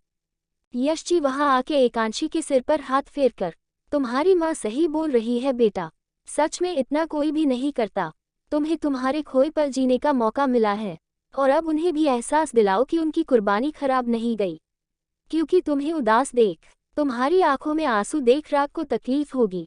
और तुम चाहती हो ये कि राग को तकलीफ हो। बेटा वो हीरा है जो किसी को नहीं मिलता, लेकिन भगवान ने तुम्हारी झोली में डाला है उस हीरे को। अब तुम्हारा फर्ज बनता है तुम उसे संभाल के रखो। एकांशी अपने माँ और पापा के देखकर, हम आपसे वादा करते हैं माँ पापा, हम कभी उन्हें या आप सबको शिकायत का मौका नहीं देंगे। हम जानते राग सिर्फ हमारी खुशी चाहते और राग के आने के बाद हमें हमारी जिंदगी में वो सारी खुशियाँ मिली है जिनकी हमने उम्मीद तक छोड़ दी थी। खुद को चोट से हमें दर्द होना बंद हो गया था, क्योंकि उसकी आदत हो गई थी हमें। लेकिन हमें उनके साथ से पता चला कि हमारी तकलीफ से, हमारे दर्द से किसी और को भी तकलीफ होती है, किसी और को भी दर्द होता है। उन्होंने हमें जिंदगी के सही मायने सिखाए हैं। एकता जी उसकी बात सुन के माथा चूम के, हम तुम्हारे डैड बिल्कुल सही बोल रहे हैं, राग एक हीरा है और तुम्हें उसे संभाल के रखना, और अब बिल्कुल नहीं रोना है, अपनी नई जिंदगी की शुरुआत अच्छे से करो। एकांशी है में सिर हिला देती हैं। वही एकता जी उसे देख मुस्कुरा कर, चलो मैं तुम्हारी पैकिंग में मदद करती हूँ, सुबह जल्दी निकलना है और सारी पैकिंग बाकी है। एकांशी अपनी माँ को देख, नहीं माँ हम कर लेंगे, आप और डैड अपनी पैकिंग कर लीजिए। एकता जी उसे देख, नहीं मेरी पैकिंग ज़्यादा नहीं है, हो जाएगी। फिर यश की को देख, यश आप इतने बाकी के काम राघव और राज की मदद से बाहर हॉल में रखवा दीजिए, तब तक मैं एकांशी की पैकिंग में मदद करा देती हूँ। तभी रूम के अंदर आते राघव, राज, पिंकी और संजना जो खुद कब से जाने बाहर खड़े रो रहे थे और एकांशी का ख्याल आते ही उसके रूम की तरफ आए थे। अपने माँ पापा को देख वही कमरे के बाहर खड़े हो गए थे। कुछ देर में एकांशी को नॉर्मल होने के बाद उन्होंने अपनी नम आंखें पूछी और एकता जी की बात सुन के खुद को निर्मल करके अंदर की तरफ बढ़ गए। पिंकी और संजना एकता जी के पास आके, माँ आप जाके अपनी पैकिंग कीजिए, हमारी पैकिंग हो गई है, हम दोनों अंशी को पैकिंग कराते हैं, आप जाओ आराम से पैकिंग करो, डैड की हेल्प राघव और राज कर देंगे। दोनों की बात सुन के एकता जी उनके सिर पर प्यार से हाथ फेर के वहां से चली जाती है। वही राघव और राज भी दोनों की तरफ इशारा करके वहां से चले जाते हैं। वही पिंकी और संजना आंखों के इशारे से सब ठीक होने का इशारा करती है। वो दोनों यश जी के साथ वहां से बाहर की तरफ चले जाते हैं। पिंकी और संजना की मदद से एकांशी का सारा सामान पैक कर दिया था, कपड़ों से लेकर गहने तक उन्होंने रख दिए थे। इधर एकता जी की भी पैकिंग हो गई थी और राघव और राज ने भी यश जी के साथ मिलकर सारा सामान हॉल में रख दिया था, जिससे कोई सामान छूटे नहीं। और आज रात सारा परिवार एक ही जगह सोने वाला था, जिसके लिए पिंकी और संजना ने ऊपर टेरेस पर बने बड़े से रूम में गद्दे लगवा दिए थे। पूरा परिवार आज एक साथ सोने वाला था, ताकि एकांशी अकेले उदास ना हो और ना ही रोए। हमारे परिवार पर मुश्किल की घड़ी आने वाली है। इधर सारा परिवार ऊपर टेरेस पर आपस अपने घर की लाडली बेटी के पलों में एक और यादगार पल जोड़ रहा था। सारा परिवार पुरानी यादों को याद करके भावुक हो रहा था। वही दूसरी तरफ यदुवंशी हाउस में दादू के कहने पर सब अपने कमरे में सभी अपनी पैकिंग करने चले गए। अनु जी ने आकृति को बच्चे के भी गर्म कपड़े रखने को बोल दिया था, क्योंकि फार्म हाउस थोड़ा खुले जगह पर था और बच्चे के लिए जगह चेंज होंगी और शादी का माहौल में बच्चे को तबीयत खराब ज्यादा होती है। आकृति उनकी बात सुन के हाँ में सिर हिला देती है। वही अनु जी ने अनुराग जी से कह के आकृति और कृष की कमरे में हीटर से लेके सारी चीजों का बंदोबस्त कर दिया था कि शादी का घर था और बहुत सारे काम होने थे और इतने बच्चे का ध्यान भी रखना था। अनुराग जी अनु जी को देखकर, अनु जी आप चिंता मत कीजिए, सभी काम हो जाएंगे, चलिए चल के पहले पैकिंग कर लीजिए। अनु जी अनुराग जी को देख, पहले बाबूजी से मिल लीजिए ना, एक बार दिल को संतुष्टि तो होंगी। अनुराग जी उनकी बेचनी समझ सकते थे। जब से ओम जी ने हवन और गुरु जी की बात कही तब से उनके दिल में एक डर बैठ गया था, क्योंकि वो जानती थी गुरु जी ऐसे ही कोई हवन के लिए नहीं आएंगे। यही बात अनुराग जी को भी यही बात खटक रही थी, लेकिन सबके मौजूद होने की वजह से उन्होंने खुद के भावों को अपने चेहरे पर नहीं आने दिया। लेकिन अब वो एक बार ओम जी की बात करके एक बार संतुष्टि करना चाहते थे। उन्होंने अनु जी को देखा और उन्हें ओम जी कमरे में चलने को कहा। अनु जी ने अनुराग जी को देख एक गहरी सांस ली और ओम जी के कमरे की तरफ बढ़ जाते हैं। ओम जी अपने कमरे में अपनी आर्मचेयर पर बैठे किसी सोच में गुम थे। दरवाजे पर हुई नॉक से उन्होंने सामने वाले को अंदर आने को कहा। ओम जी के कहने पर अनु जी और अनुराग जी दोनों ही उनके पास आ गए। ओम जी उन्हें देखा और अनुराग जी को देख, क्या बात है अनुराग, इतनी रात को यहाँ? सुबह हमें जल्दी निकलना है, पैकिंग नहीं करनी है तुम दोनों को? अनुराग जी उन्हें देख, पापा जो इम्पोर्टेंट सामान था सब पैक है, बस मेरे और अनु कपड़े हैं। वो हम अभी पैक कर लेंगे, बस हमें आपसे बहुत इम्पोर्टेंट बात करनी है। ओम जी अनुराग जी की बात सुन के, हम जानता हूँ तुम दोनों की आंखों में सवाल में मैंने गुप्ता हाउस के ही देखे थे, और मैं जानता था तुम दोनों मुझसे बात करने जरूर आओगे। अनु जी ओम जी को देख, आप सब जानते हैं पापा, और ये भी जानते होंगे कि हम आपसे किस बारे में बात करने आए हैं। ओम जी अनु जी की बेचैनी देख अनुराग जी से, अनुराग दरवाजा बंद करो बेटा। अनुराग जी के कहने से रूम का दरवाजा लगा देता है।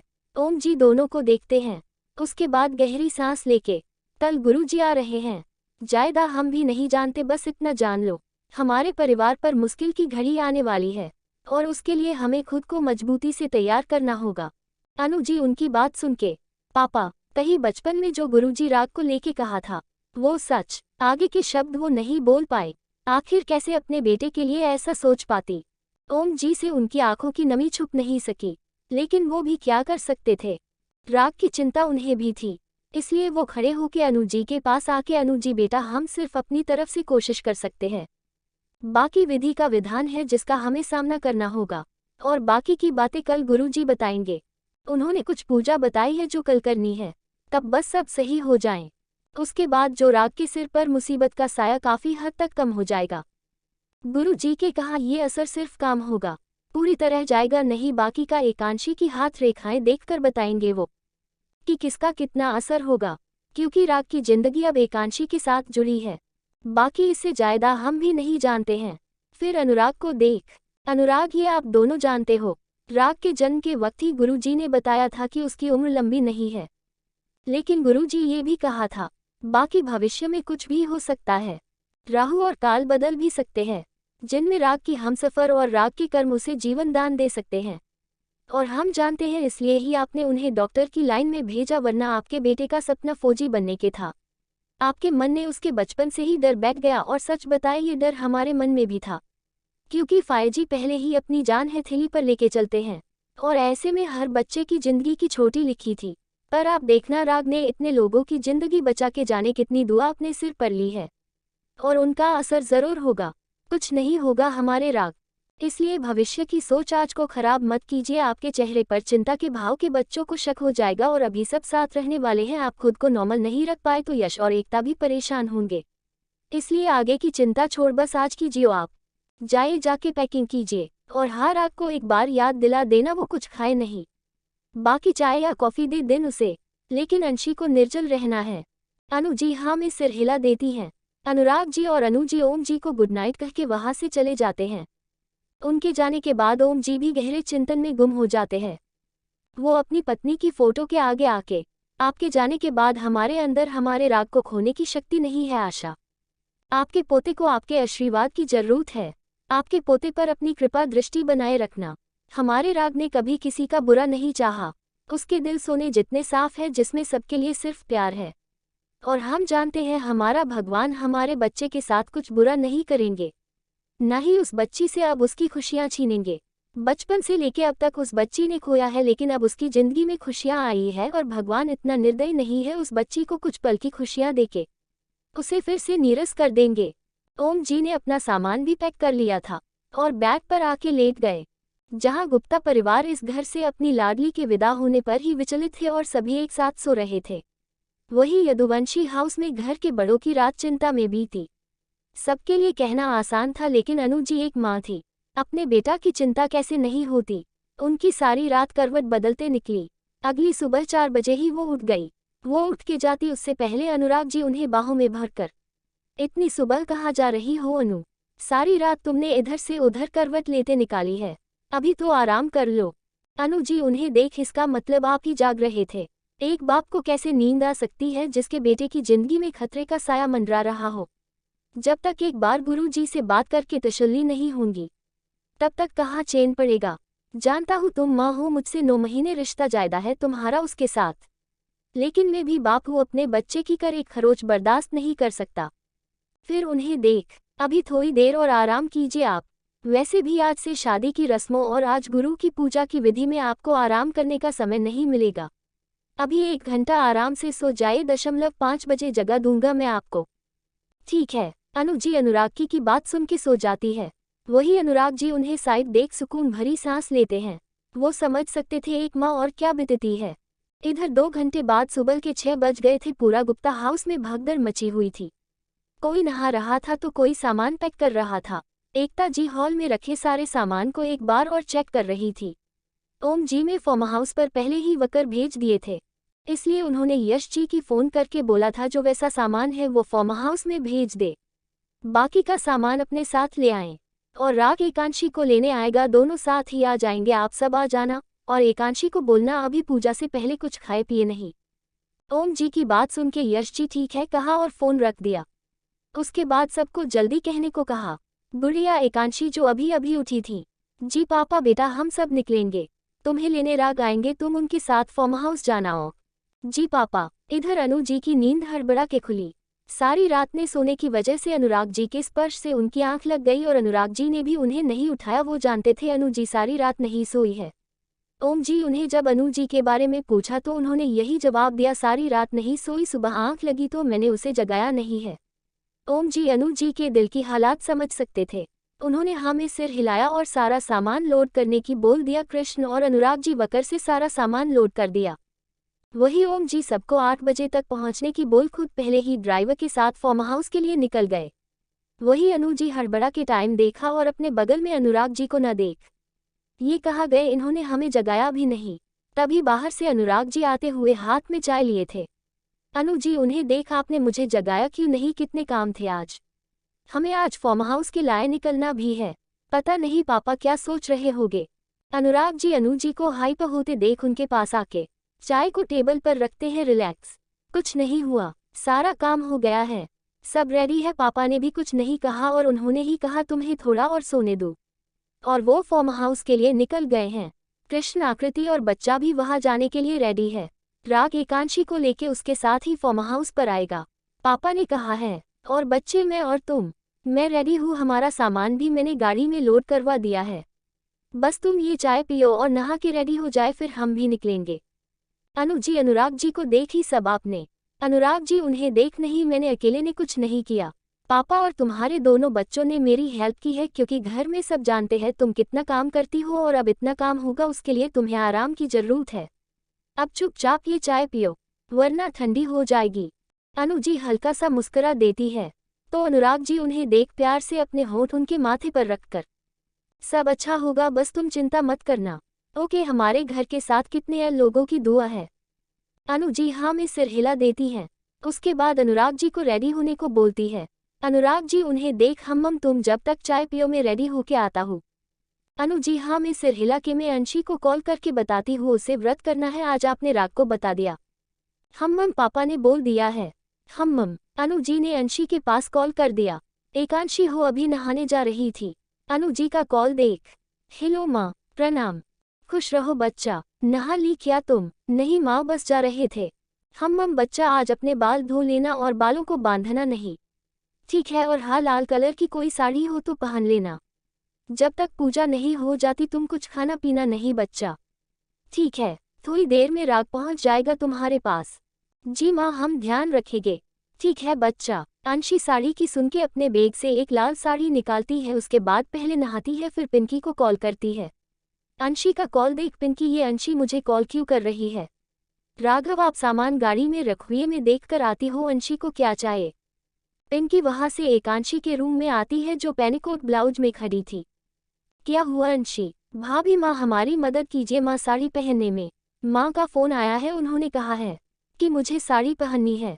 पिंकी उसे साड़ी पहनने में हेल्प की और प्यार से उसका माथा चूम के बहुत प्यारी लग रही हो। हम निकल रहे हैं माँ और पापा पहले ही निकल गए हैं, राज और संजना यही है। ठीक है वो राग के आने के बाद निकलेंगे। जी भाभी माँ। पिंकी अपनी आंख से काजल निकाल उसके कान के पीछे कला टीका लगा देती है। जब 127 जाको राखे साया मार सके न कोय। पिंकी एकांशी को साड़ी पहना के राघव के साथ फार्म हाउस के लिए निकल गई थी। पिंकी के जाने के बाद एकांशी ने खुद को शीशे में देखा और अपने कानों में झुमके डाल लिए। ये वही झुमके थे तो अभी कुछ दिन पहले एकता जी ने खरीदे थे। उसके बाद उसने अपने गीले बालों को कॉम्ब किया और मांग में हल्के से सिंदूर लगा लिया, माथे पर बिंदी और होठों और रेड कलर की लिपस्टिक, आंखों में काजल जो उसकी नीली आंखों पर कहर ढा रही थी। आज राग के दिल पर बिजली गिराने का पूरा इंतजाम कर लिया था उसने। इधर राग की गाड़ी गुप्ता हाउस के बाहर आके रुकी। राग ने बाहर गाड़ी में बैठे ही हॉर्न बजाया, जिसकी आवाज सुन के राज बाहर आके, राग अंदर आ जा। राज तुम एकांशी को बाहर आने की बोलो और तुम दोनों भी जल्दी निकलो। सब लोग निकल चुके, बस हम चारों ही रह गए। राज को राग की बात सही लगी। उसने पहले राग की मदद से एकांशी का सामान राग की गाड़ी में रखवाया और संजना ने एकांशी को बोलने को कहा। संजना एकांशी को देख, अंशी चलो गुड़िया, राग आ गए हैं, वो बाहर ही बुला रहे हैं। जी भाभी। संजना की नज़र जैसे ही एकांशी पर गई, उसके पास आके, किसी की नज़र ना लगे, बहुत प्यारी लग रही हो, चलो आ जाओ। तुम्हें ऐसे इस रूप में देख राग के होश ही उड़ जाएंगे, दोनों ही अकेले अकेले। एकांशी शर्मा कर, भाभी। संजना हंस के, अच्छा ठीक है चलो, वैसे भी हम चारों ही नहीं निकले हैं। संजना और एकांशी एक साथ बाहर आए। राग की नज़र तो एकांशी पर रुक गई। वही राज भी अपनी बहन को देख भावुक हो गया, लेकिन राग की सोच, उसने अपने इमोशन पर काबू किया और गाड़ी में बैठकर, चलो संजना, राग तू और अंशी भी जल्दी आओ। हम राग एकटक गहरी नजरों से एकांशी को देख रहा था, लेकिन जैसे ही उसकी नज़र नीचे गई, उसकी आंखों में हल्का गुस्सा आ गया। वो जल्दी से एकांशी के पास आके उसका हाथ पकड़ अंदर की तरफ बढ़ गया। एकांशी को कुछ समझ ही नहीं अचानक क्या हुआ। वो राग को कुछ कहती उससे पहले राग उसे रूम में लाके शीशे के सामने खड़ा करके, क्या है ये सब अंशी, कम से कम बाहर आने से पहले एक बार खुद को चेक तो करना था। एकांशी ने देखा ब्लाउज गला डीप था, जिस वजह से उसकी केलीबेज साफ साफ दिख रहे थे। एकांशी ने अपनी नजरें झुका ली। राग उसे देख, रिलैक्स, सिर्फ मैंने देखा है, लेकिन आगे ध्यान रखना ऐसी कोई गलती ना हो। वहाँ बहुत से रिश्तेदार होंगे और दादू के कुछ रिश्तेदार ऐसे हैं जिन्हें सिर्फ बातें बनाने का मौका चाहिए, तुम समझ रही हो ना। एकांशी हाँ में सिर हिला देती है। राग उसे देख उसके साड़ी को पिनअप कर देता है, फिर एक बार उसे ऊपर से नीचे से देख उसकी नज़र उसके होठों पर रुक जाती है। वो अपना हैंकी लेके उसके होठों को साफ कर देता है। एकांशी उसकी हरकत पर, राग आप क्या। राग उसे देख उसके होठों पर अपनी उंगली रखकर, जब तक शादी नहीं होती तुम ही डार्क लिपस्टिक नहीं लगाओगी, वरना मैं खुद को कंट्रोल नहीं कर पाऊंगा, और आज तो वैसे भी मुझे और तुम्हें दोनों को व्रत रखना है, इसलिए मैं गलती से कोई गलती न करूं। उसने एकांशी के होठों पर एक लाइट लिपस्टिक लगाई और उसका हाथ पकड़ बाहर की तरफ जाते हुए परफेक्ट। दोनों ही गाड़ी में बैठकर फार्म हाउस के लिए निकल गए। वैसे दोनों पहले से पति पत्नी थे, दोनों के बीच कोई दीवार नहीं थी, लेकिन दोनों फिर से अपने रिश्ते को लुआ समाज के सामने नाम देने जा रहे थे।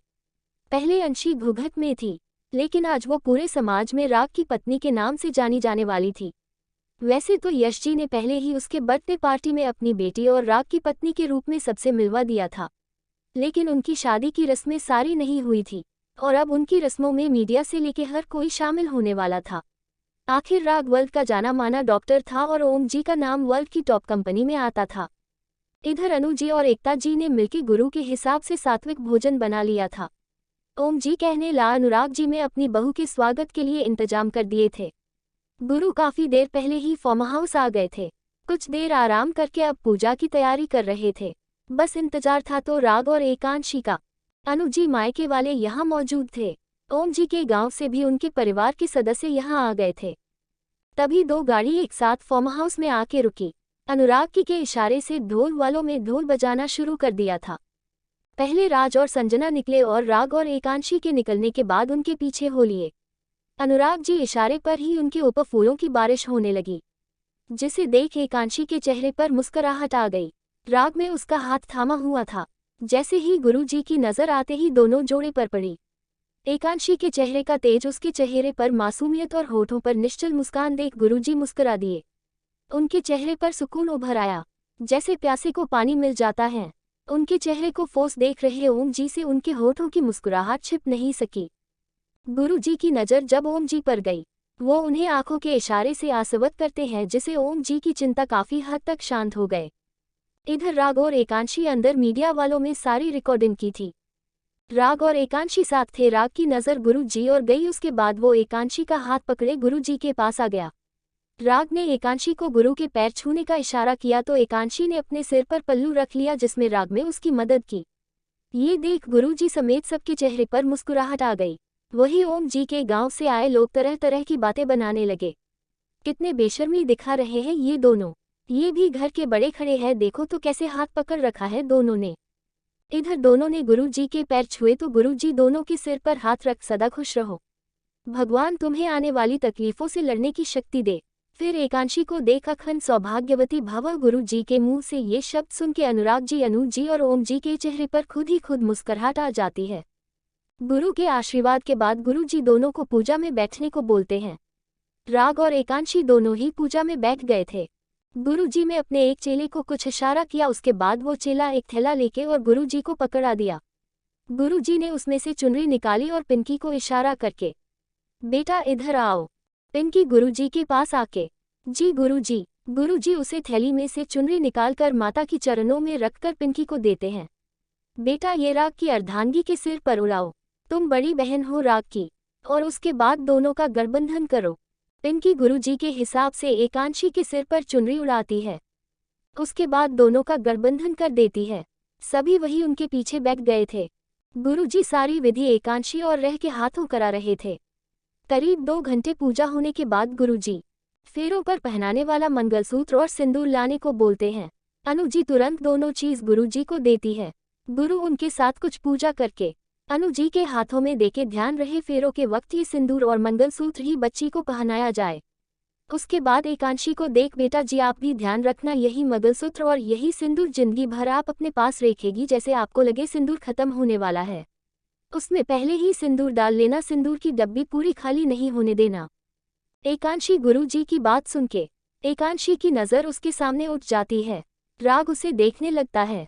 एकांशी गुरु जी को गंभीर देख, गुरुजी कोई ऐसी बात है जो हमारा जानना जरूरी है। उसकी बात सुन के गुरुजी मुस्कुरा देते हैं। बेटा बस इतना जान लीजिए, आपके साथ के साथ आपके अर्धान की जिंदगी जुड़ी है। जब तक इनके साथ है कोई इनका कोई कुछ बिगाड़ सकता ने। इतना ध्यान रखना, अपने रिश्ते में कभी किसी तीसरे को नहीं आने देना। आने वाले समय में मुश्किल आएंगी, लेकिन तुम दोनों का साथ रहेगा तो मुश्किल वक्त भी कट जाएगा। परिवार के साथ अपने प्यार की ताकत से तुम सब पार कर लोगी। बस इतना ध्यान रखना, कभी भी अपने जीवन साथी का साथ नहीं छोड़ना। राग उसे देखता है, फिर गुरुजी को। गुरुजी उसे देख, बेटा तुम्हारे साथ की तुम्हारी पत्नी को बहुत जरूरत है, उसे ऐसे ही अपने प्यार से संभलना है आपको। तुम दोनों के रिश्ता तो शिव पार्वती जैसा, लेकिन अपने रिश्ते में तो शिव पार्वती को भी परीक्षा देनी पड़ी थी। फिर तुम तो फिर भी इंसान हो। बस इतना याद रखना, हिम्मत नहीं हारनी है, बाकी ऊपर वाला है ना, सब संभाल लेगा। फिर ओम जी को देख, इस बच्ची के गुण इतने ही कि इसके होते हुए राग को कुछ नहीं हो सकता। और एक बताऊं तुम्हें बेटा, तुम्हारे पोते ही पहले ही इतनी दुआ ली है, उसे चोट तो पहुंच सकती है, लेकिन सब अच्छा होगा। बस तुम सबको धैर्य रखना होगा, क्योंकि जाको राखी साया मार सके ना कोई। राग और बाकी सबको कुछ समझ नहीं आ रहा था। वो गुरुजी को देख, क्या बात है गुरुजी, क्या कोई ऐसी बात है जिसे मैं नहीं जानता? दादू, ओम जी राग की तरफ देख, कुछ नहीं बेटा, बार तुम्हारे जन्म के वक्त गुरुजी ने बताया था तुम्हारे ऊपर भविष्य में संकट आएगा, लेकिन तुम्हारा हमसफर के गुण से वो संकट टल जाएगा। बस इसलिए ये पूजा की है गुरुजी, और कोई बात नहीं है। ओम जी बहुत ही आसानी से राग के साथ साथ सबके सवालों को विराम दे दिया था, लेकिन एकांशी को कुछ तो खटक गया। उसने इस वक्त शांत रहना सही समझा। वही गुरुजी पूजा खत्म की और एकांशी को देख, बेटा सब बड़ों का जोड़े से आशीर्वाद लो और एक बात, अपनी ये चुनरी संभाल के रखना, कोई भी शुभ काम करो ये चुनरी जरूर सिर पर डालना। एकांशी उनकी बात सुन के हाँ में सिर हिला देती हैं। उसके बाद दोनों ही जोड़े से सबका आशीर्वाद लेते हैं। गुरुजी अनु जी से, बेटा दोनों बच्चों को नाश्ता कराओ, उसके बाद दोनों को सगाई की रस्म आज ही करा देना, शाम का मुहूर्त बहुत अच्छा है। अनु जी हाँ में सिर हिला देती हैं और अपनी चुनरी पिंकी को देने की कह के राग और एकांशी को खाना खाने की बोलती है। एकांशी अपनी चुनरी पिंकी को देके, भाभी माँ आप ये संभाल के हमारे बैग में रख देना, हम शाम को सगाई के समय उड़ लेंगे। पिंकी उसे देख हाँ में सिर हिला देती हैं।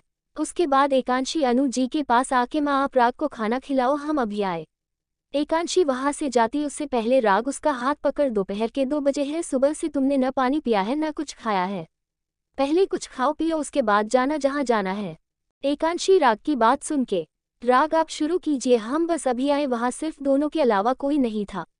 राग उसे देख, एक तो तुमने मुझे बिना बताए ये व्रत रखा, मुझे लगा था तुमने मेरी तरह चाय या कॉफी की होगी।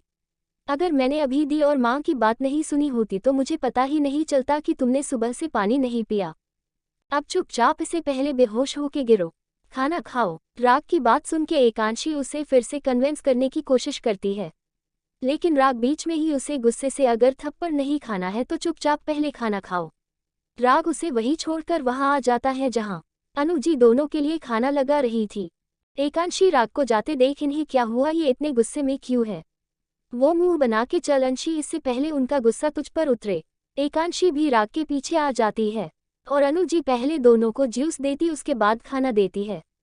जब 128 पत्नी की परीक्षा लेंगे। दोनों ने खाना खाया, उसके बाद राग ने एकांशी के आगे उसकी मेडिसिन बढ़ा दी। फिर एक नज़र अनुजी को देखा जिनका ध्यान उनके ऊपर नहीं था। उसके बाद रिवंशी के कान में धीरे से, आज तो ये व्रत रख लिया, लेकिन आगे से अगर मुझे बिना बताए ये बिना पानी पिए ये व्रत रखा तो ध्यान रखना मेरा थप्पड़ होगा और तुम्हारा गाल। राग की बात सुन के एकांशी, लेकिन हुआ क्या, आप इतना गुस्सा क्यों हो? एकांशी राग के गुस्से के कारण को अभी भी नहीं समझी थी। राग एकांशी को देख, सच में तुम्हें नहीं पता, सुबह बिना कुछ पिए तुम पूजा में बैठी थी, तुम्हें प्रॉब्लम हो सकती थी।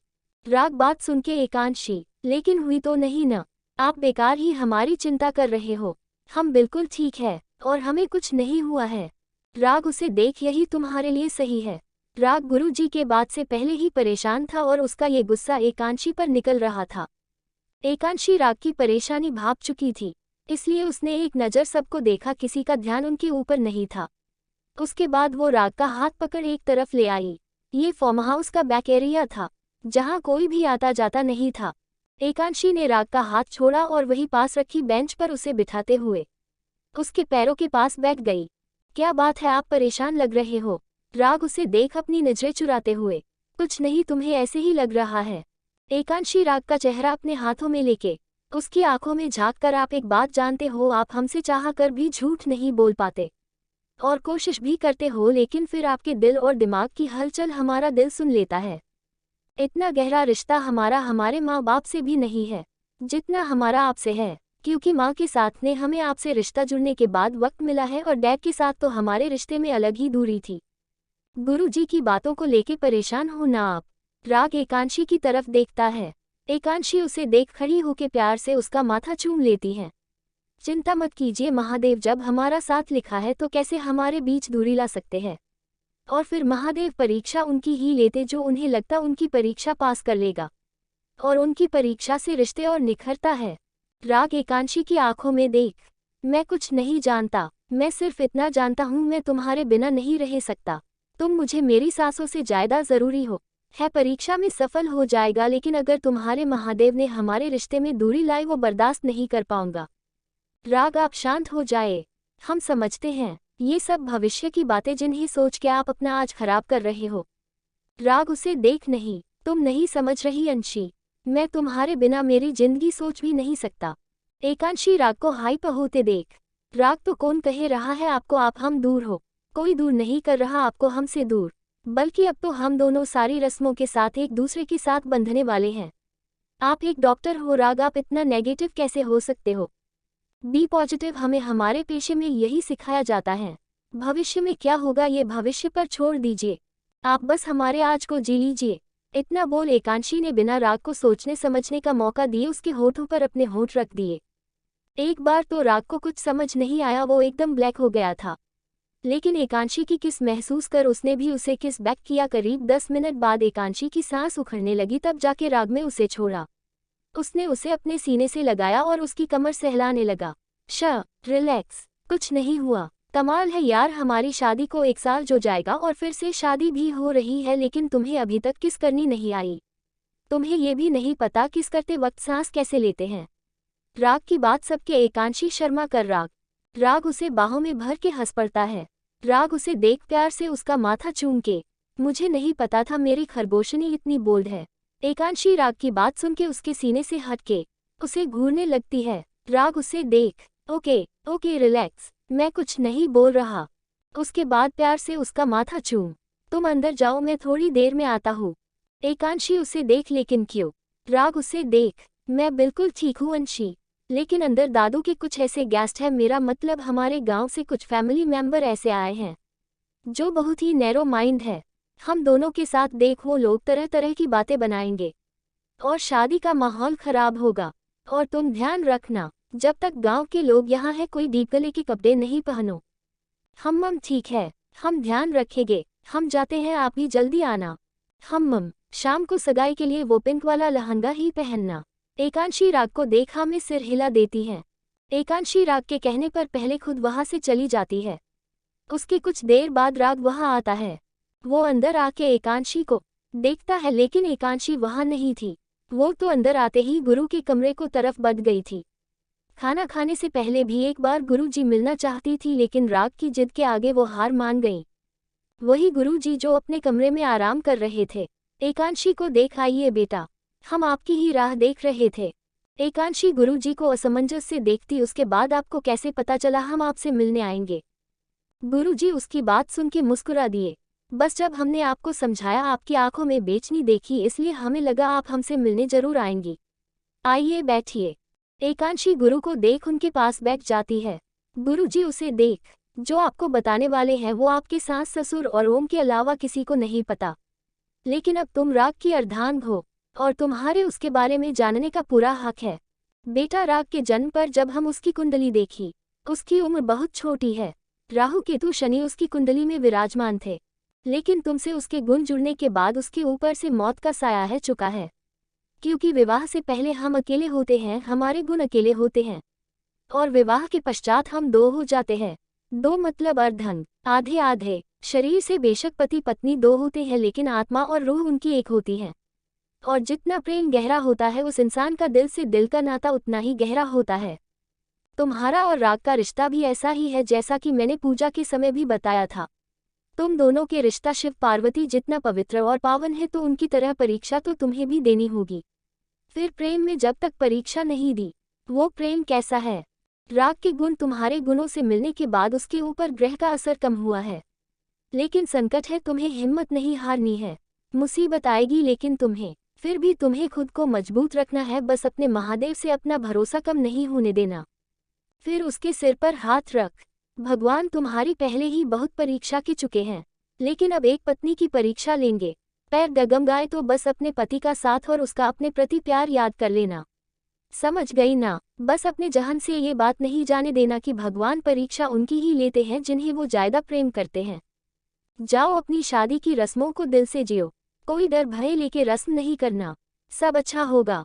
एकांशी गुरुजी की बात सुन के अपने कमरे की तरफ बढ़ जाती है। उसके जाने के बाद गुरुजी ही भोलेनाथ, इस बच्ची के नसीब में जो दर्द आपने लिखा उससे लड़ने की शक्ति देना इसे। हर हर महादेव। इधर एकांशी अपने रूम में आती है, तब तक उसके पीछे पीछे पिंकी और संजना भी आ गई थी। एकांशी उन्हें देख, भाभी, माँ भाभी, आप दोनों यहाँ। पिंकी उसे देख, बिल्कुल भाई, हमारी गुड़िया की सगाई है और उसे तैयार करने की जिम्मेदारी हमारी है।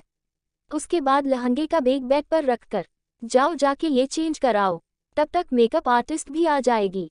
एकांशी दोनों को देख वो बैग साइड कर रखकर, भाभी आप दोनों यहाँ बैठो, हम तैयार हो जाएंगे, उससे पहले आप लोग रेडी हो जाओ। लेकिन भाभी माँ, आपको राग के पास भी जाना होगा। और संजना भाभी, 2 मिनट में राज भाई आपको आवाज देने वाले हैं, क्योंकि उन्हें आपके बिना कोई सामान नहीं मिलेगा, इसलिए उनका बुलावा आया, आप उससे पहले रेडी हो जाओ। एकांशी के जिद करने पर दोनों मना नहीं कर पाए, और जब तक ब्यूटिशियन आई, एकांशी अपने कपड़े बाथरूम की तरफ बढ़ते हुए, आप पहले हमारी भाभी को रेडी कर दो, तब तक हम नहा के कपड़े चेंज करके आते हैं। एकांशी की बात सुन के ब्यूटिशियन हाँ में सिर हिला देती है। एकांशी अपने कपड़े लेके बाथरूम में चली गई। वो जब तक नहा के वापस आई, ब्यूटिशियन ने संजना और पिंकी को तैयार कर दिया था, जैसा कि एकांशी ने कहा था। उनके रेडी होते ही पिंकी और संजना दोनों का बुलावा आ गया। एकांशी उन्हें देख मुस्कुराते हुए, देखा, हमने कहा था ना, आप दोनों जाओ, हमें ये तैयार कर देगी और आप आकृति भाभी को भेज देना, वो भी रेडी हो जाएगी। एकांशी को सबकी चिंता करते देख पिंकी उसके सिर पर प्यार से हाथ फेर के हाँ में सिर हिला देती है। इसके बाद दोनों ही रूम से बाहर चली जाती है। पिंकी को अनुज जी ने बुलाया था राग की आरती करने के लिए। राग पूरी तरह से तैयार था। पिंकी को तैयार देख सब, अरे वाह बच्चा, ये अच्छा किया तू तैयार हो गई, वरना कामों में फुर्सत नहीं मिलती। अनुज जी अपनी आंख से काजल निकालकर उसके कान के पीछे लगाते हुए कहती हैं। पिंकी उनकी बात सुन के आकृति की गोद से बेबी लेके, ये सब मेरी लाडली नंद का कमाल है, उसने पहले अपनी भाभियों को रेडी किया, फिर आकृति को देख, बेबी को भाई या हम सब संभाल लेंगे, आप जाए अपने कपड़े लेके, आपकी देवरानी ने बुलाया है, रेडी हो जाए। आकृति की आंखें नम हो जाती है, वो अनुज जी की तरफ देखती है। जाओ बच्चा, तुमने राग की रस्म पूरी कर दी है। अंशी के साथ जाके ही रेडी हो जाओ, वहाँ ब्यूटिशियन रेडी कर देगी। कृषि पिंकी से बेबी लेके, तू आराम से खड़ी हो। और रीति तुम जाओ, रेडी हो जाओ, बेबी को मैं संभाल लूंगा। आकृति वहां से एकांशी के रूम में चली जाती है। वही अनुजी पिंकी को आरती की तक देती है। पिंकी, राग को देख, तुम दोनों को जोड़ी को किसी की नजर ना लगे। राग उन्हें देख मुस्कुरा कर, जब तक आप हो मानहा, हमें कैसे किसी को नजर लग सकती है। राग पूरी तरह तैयार था। पिंकी ने उसकी आरती की, उसके बाद उसे लेके स्टेज की तरफ बढ़ गए। स्टेज को बहुत ही खूबसूरत तरीके से सजाया गया था। राग को वहां ले जाके बैठा दिया। इंतजार था तो एकांशी का। इधर रूम में एकांशी पूरी तरह से तैयार थी। ब्यूटिशियन आकृति को तैयार कर रही थी।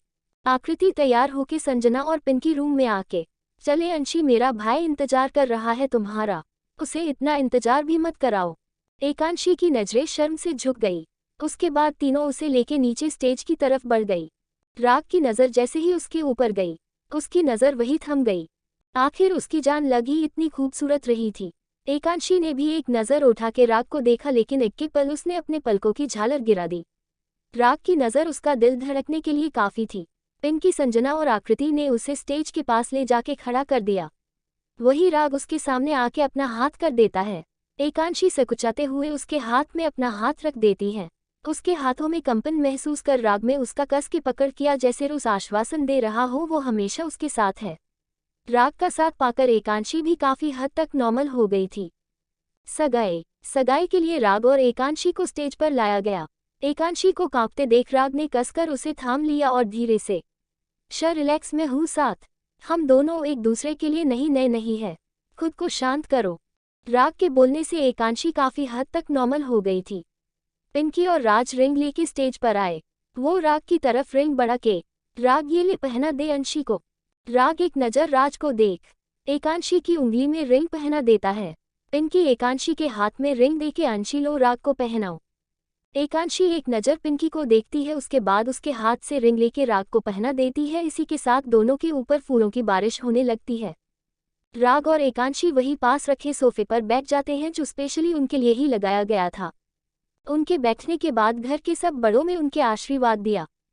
फ्रेंड्स से लेके सभी हम ने फोटो क्लिक कराए। राग के हॉस्पिटल से उसके दोस्त चेतन, साकेत और साहिल आए थे। सबके फोटो सेशन के बाद अब बारी थी नाच गाने की, जिसका जिम्मा पिंकी, संजना और आकृति में संभाला हुआ था। पिंकी राघव को देखती है, जिसकी नम आंखें किसी भी वक्त बरस सकती। राघव देख कोई और इमोशनल ना हो, इसलिए पिंकी राघव के सामने आके, आज है सगाई, सुन लड़की के भाई, आज है सगाई, सुन लड़की के भाई, जरा नाच के हमको दिखा। आज है सगाई, सुन लड़की के भाई, जरा नाच के हमको दिखा। कुड़ी तरह न शर्मा, होए तू मेरी गल मान जा, तू मेरी गल मान जा। पिंकी की शुरुआत करने पर जहां अभी तक बहुत ही शांत माहौल बना हुआ था, वहां फिर से रौनक छा गई। गुरुजी अपने चेले के साथ खाना खाते ही चले गए थे। बस रिश्तेदार बचे थे।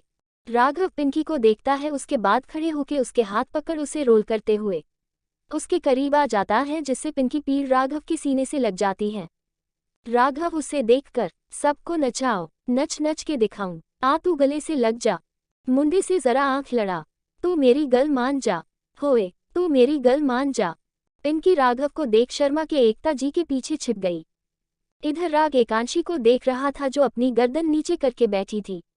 किसी का भी ध्यान उनके ऊपर न देख राग हल्के से उसका हाथ पकड़ के, क्या हुआ अंशी, क्यों परेशान हो, कुछ हुआ है क्या? एकांशी उसकी तरफ देख, नहीं कुछ नहीं हुआ, आपको ऐसे जो लग रहा होगा। हम पक्का कुछ नहीं हुआ, क्योंकि हमारी सगाई है, आज कर तुम ऐसे उदास बैठी हो।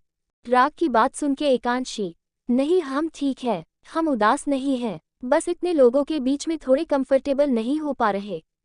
राग एकांशी की बात सुन के, रिलैक्स अंशी, खुद को शांत रखो, बस कुछ लोगों को तुम नहीं जानती, बाकी सब तुम्हारे अपने हैं, इसलिए सब कुछ भूल के ये सब एंजॉय करो, क्योंकि ये पल दोबारा हमारी जिंदगी में नहीं आएंगे।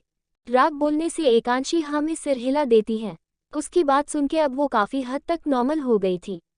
राघव के पिंकी के बाद अब बारी थी राज और संजना की।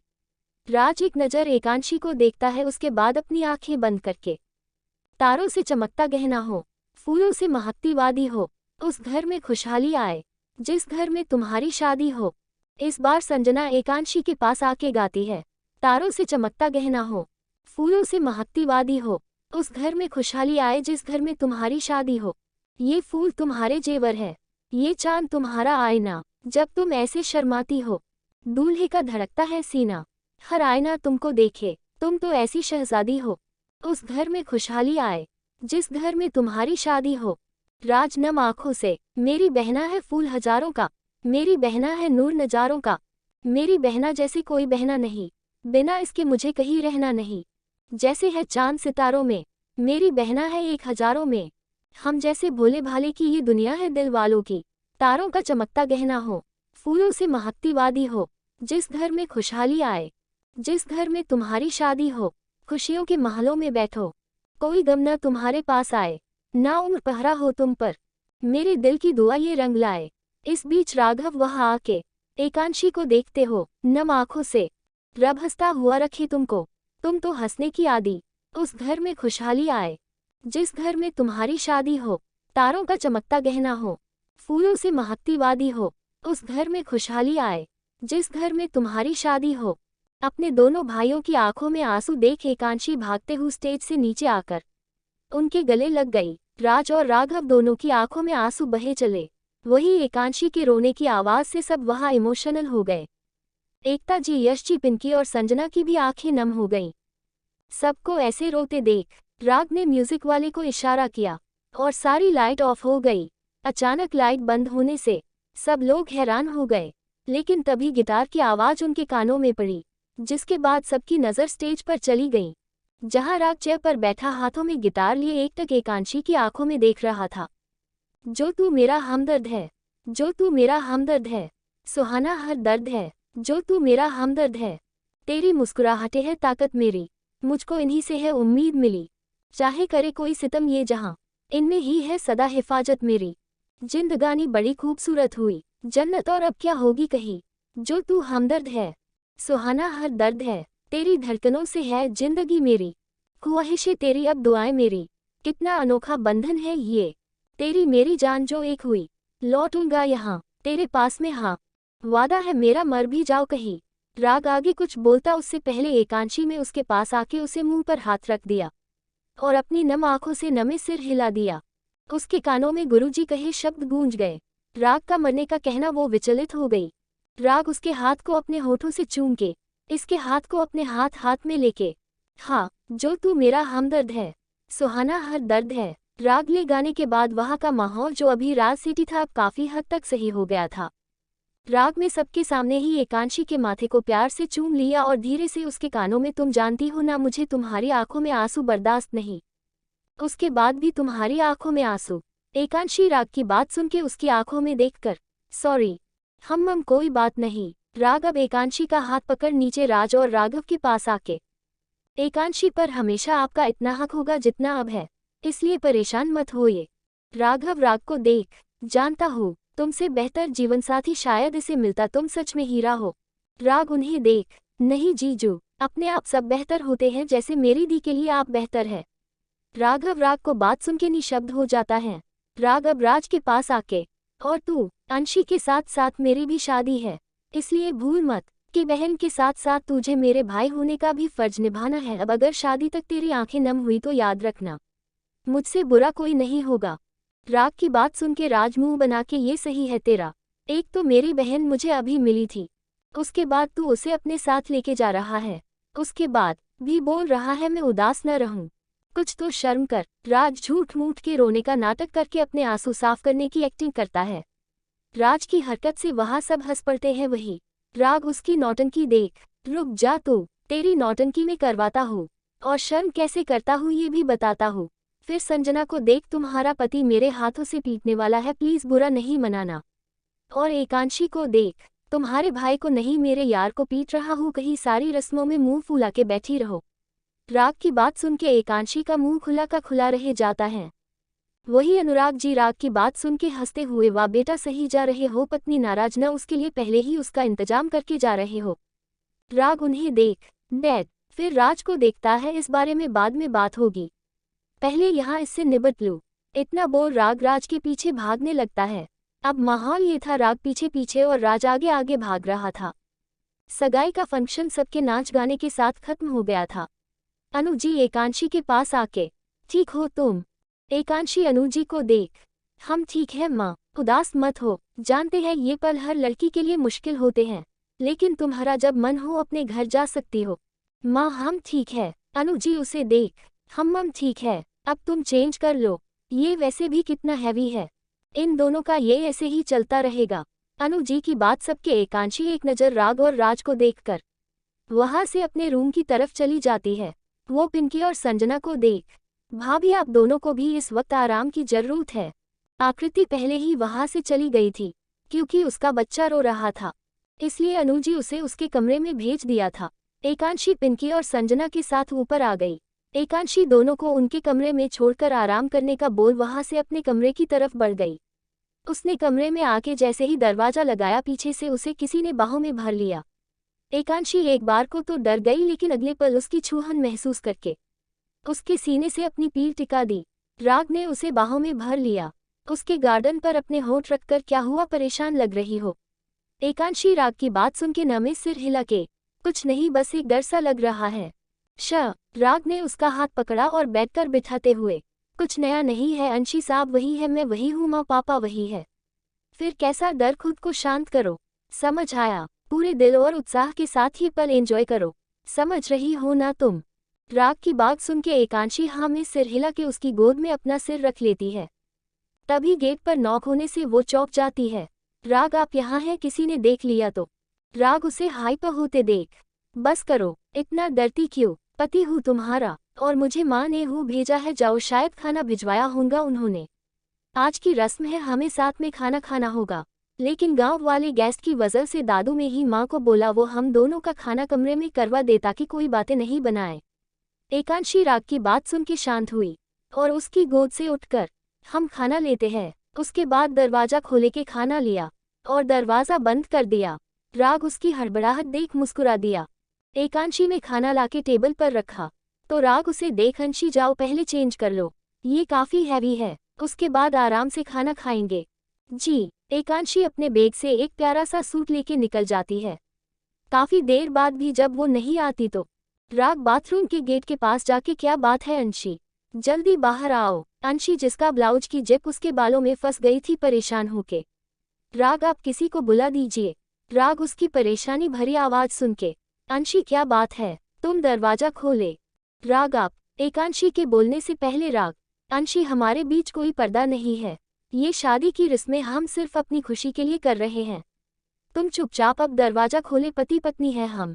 राग की सख्त आवाज सुन के एकांशी दरवाजा खोल देती है। उसके दरवाजा खोलते ही राग की नजरें एकांशी पर थम जाती है। एकांशी में अपनी नजरें झुका रखी थी, राग की नजरें खुद पर महसूस करके उसके अपनी आंखों को बंद कर लिया। हल्दी। काफी देर जब राग ने कोई हरकत नहीं की थी, एकांशी से कुचाते हुए, राग आप किसी को बुला दीजिए, हमें बालों में पेन हो रहा है। राग एकांशी की बात सुन के तंद्रा से बाहर आया। उसने एक नज़र एकांशी को देखा, उसके बाद धीरे से उसकी ब्लाउज में फंसे उसके बालों को बाहर निकाल दिया। उसके बाद धीरे से उसके ब्लाउज की जीप खोलकर, जाओ चेंज कर लो, मैं खाने पर वेट कर रहा हूँ। एकांशी अपना ब्लाउज संभाले जल्दी से बाथरूम के अंदर चली गई। राग ने खुद में ही गहरी सांस भरी और सोफे पर आके बैठ गया। एकांशी जल्दी से चेंज करके आई। उसने अपने लहंगे को हाथ में संभाले हुए था और बेड पर रख जैसे ही उसे तय करने को हुई। राग उसे देख, अंशी ये बाद में हो जाएगा, पहले खाना खा लो। अंशी ने एक नज़र राग को देखा, उसके बाद लहंगे को बेड पर छोड़कर सोफे पर गई। राग ने उसकी तरफ बढ़ते ही उसकी तरफ निवाला बढ़ाया, कंग्रेचुलेशन फॉर एंगेजमेंट। एकांशी राग के हाथों में कोर देखा और राग के हाथ से खा लिया। उसके बाद उसने राग की तरफ खाना बढ़ाया। इसी तरह दोनों ने अपना खाना फिनिश किया। राग वहां से उठकर अपने हाथ साफ करने चला गया। वही एकांशी प्लेट को दरवाजा खोलकर जैसे ही नीचे जाने को हुई, सामने से आती अनुजी। उसके हाथ से प्लेट लेके वहां से जाते वकर को देते हो। एकांशी से जाओ, जाके राग के साथ समय बिताओ, लेकिन ध्यान रखना जो रिश्तेदार गांव से आए हैं उन्हें पता नहीं चले। लेकिन माँ हम ठीक है। अंशी बेटा, ये पल पति और पत्नी दोनों के लिए जरूरी होते हैं और इन पलों को जियो, क्योंकि यही यादें होती है जो हमारे पास सजोई हुई होती है। एक बार गिरस्थी फंसने के बाद ये पल नहीं मिल पाते। जाओ अब, और कल हल्दी है तुम्हारी, ठीक पीले कपड़े ही पहनना और राग को भी बोल देना वो पीले कपड़े पहने। अनु जी को बात सुन के एकांशी हाँ में सिर हिला के वहां से चली जाती है।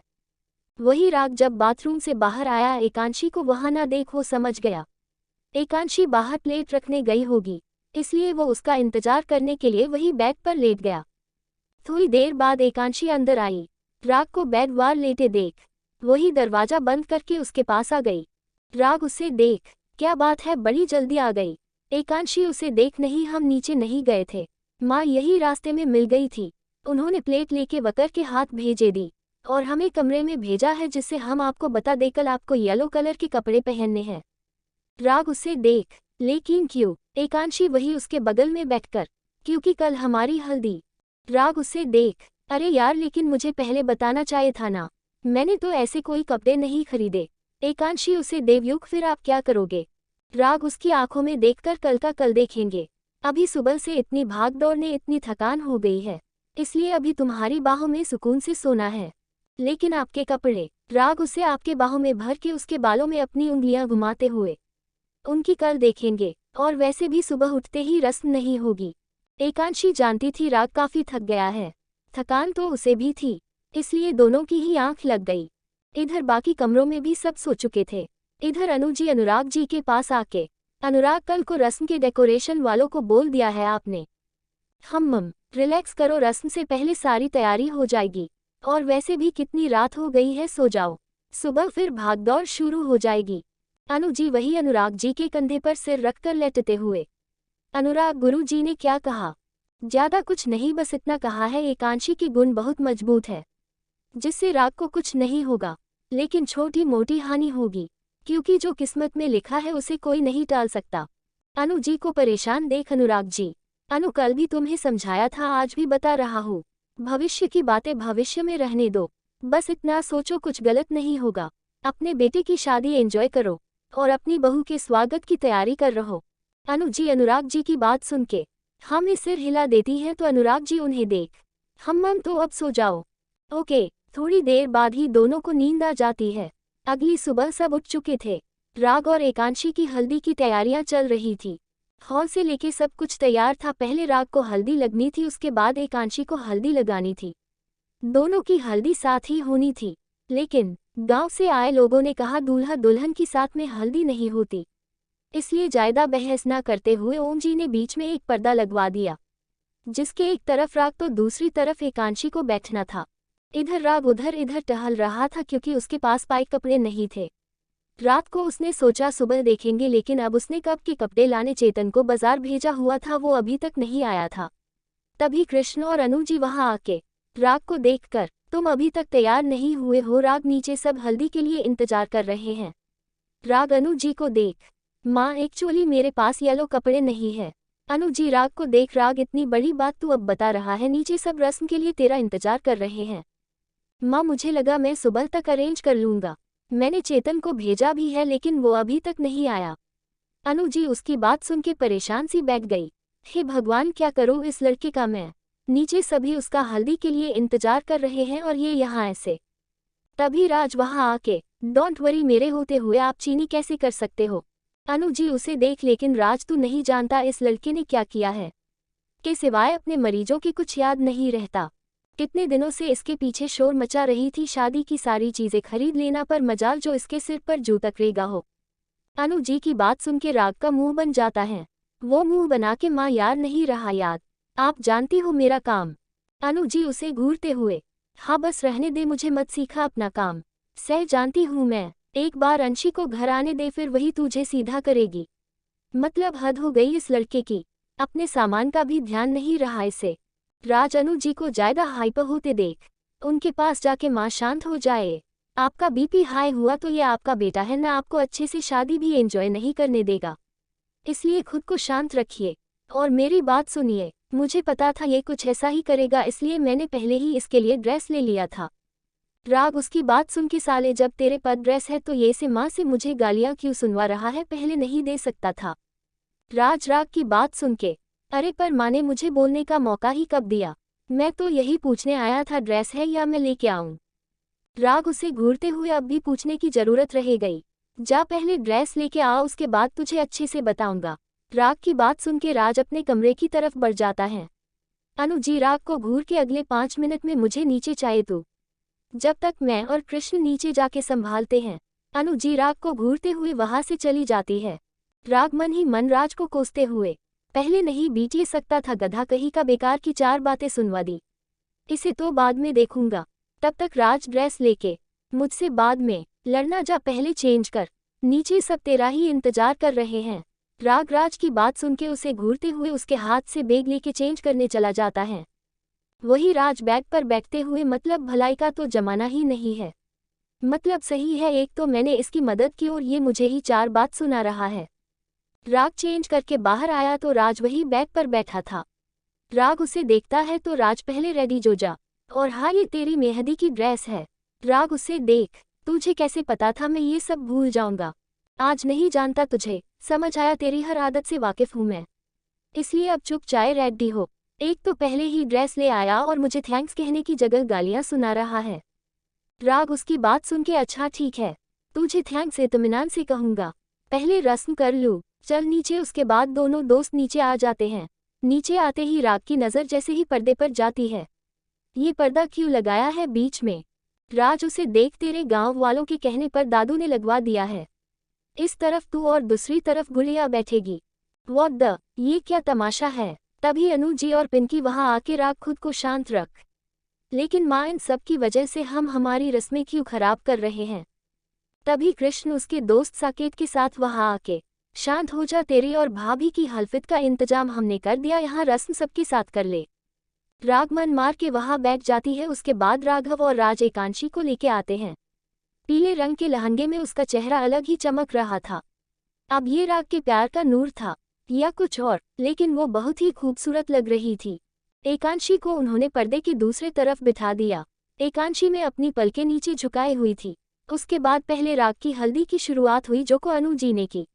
इसके बाद धीरे धीरे सबने राग की हल्दी लगाई। लड़के वालों का नंबर खत्म होने के बाद बारी थी लड़की वालों की। सबसे पहले एकता जी ने राग को हल्दी लगाई, बाद में सबने एक एक कर उसे हल्दी लगाई। राग पूरी तरह हल्दी में हो गया था।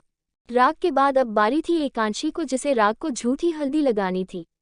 एकांशी को पहले एकता जी हल्दी लगाई, जिससे उनकी आंखें नम हो गई।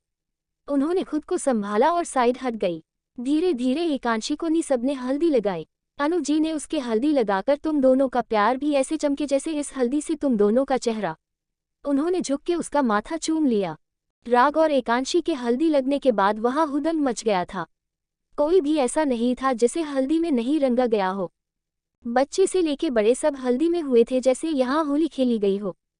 काफी देर बाद ओम जी सबको देख, बस करो बच्चों, अभी बाकी काम भी है, चलो जल्दी आप सब चेंज करके सबके खाने का इंतजाम करो, और राग और एकांशी को भी चेंज करवा दो, दोनों की तबीयत खराब हो जाएगी। ओम जी की बात सुन के सभी चेंज करने चले गए। एकक भी ने एकांशी को उसके रूम में जल्दी से नहा के चेंज करने को बोला और खुद भी कपड़े बदलने चली गई।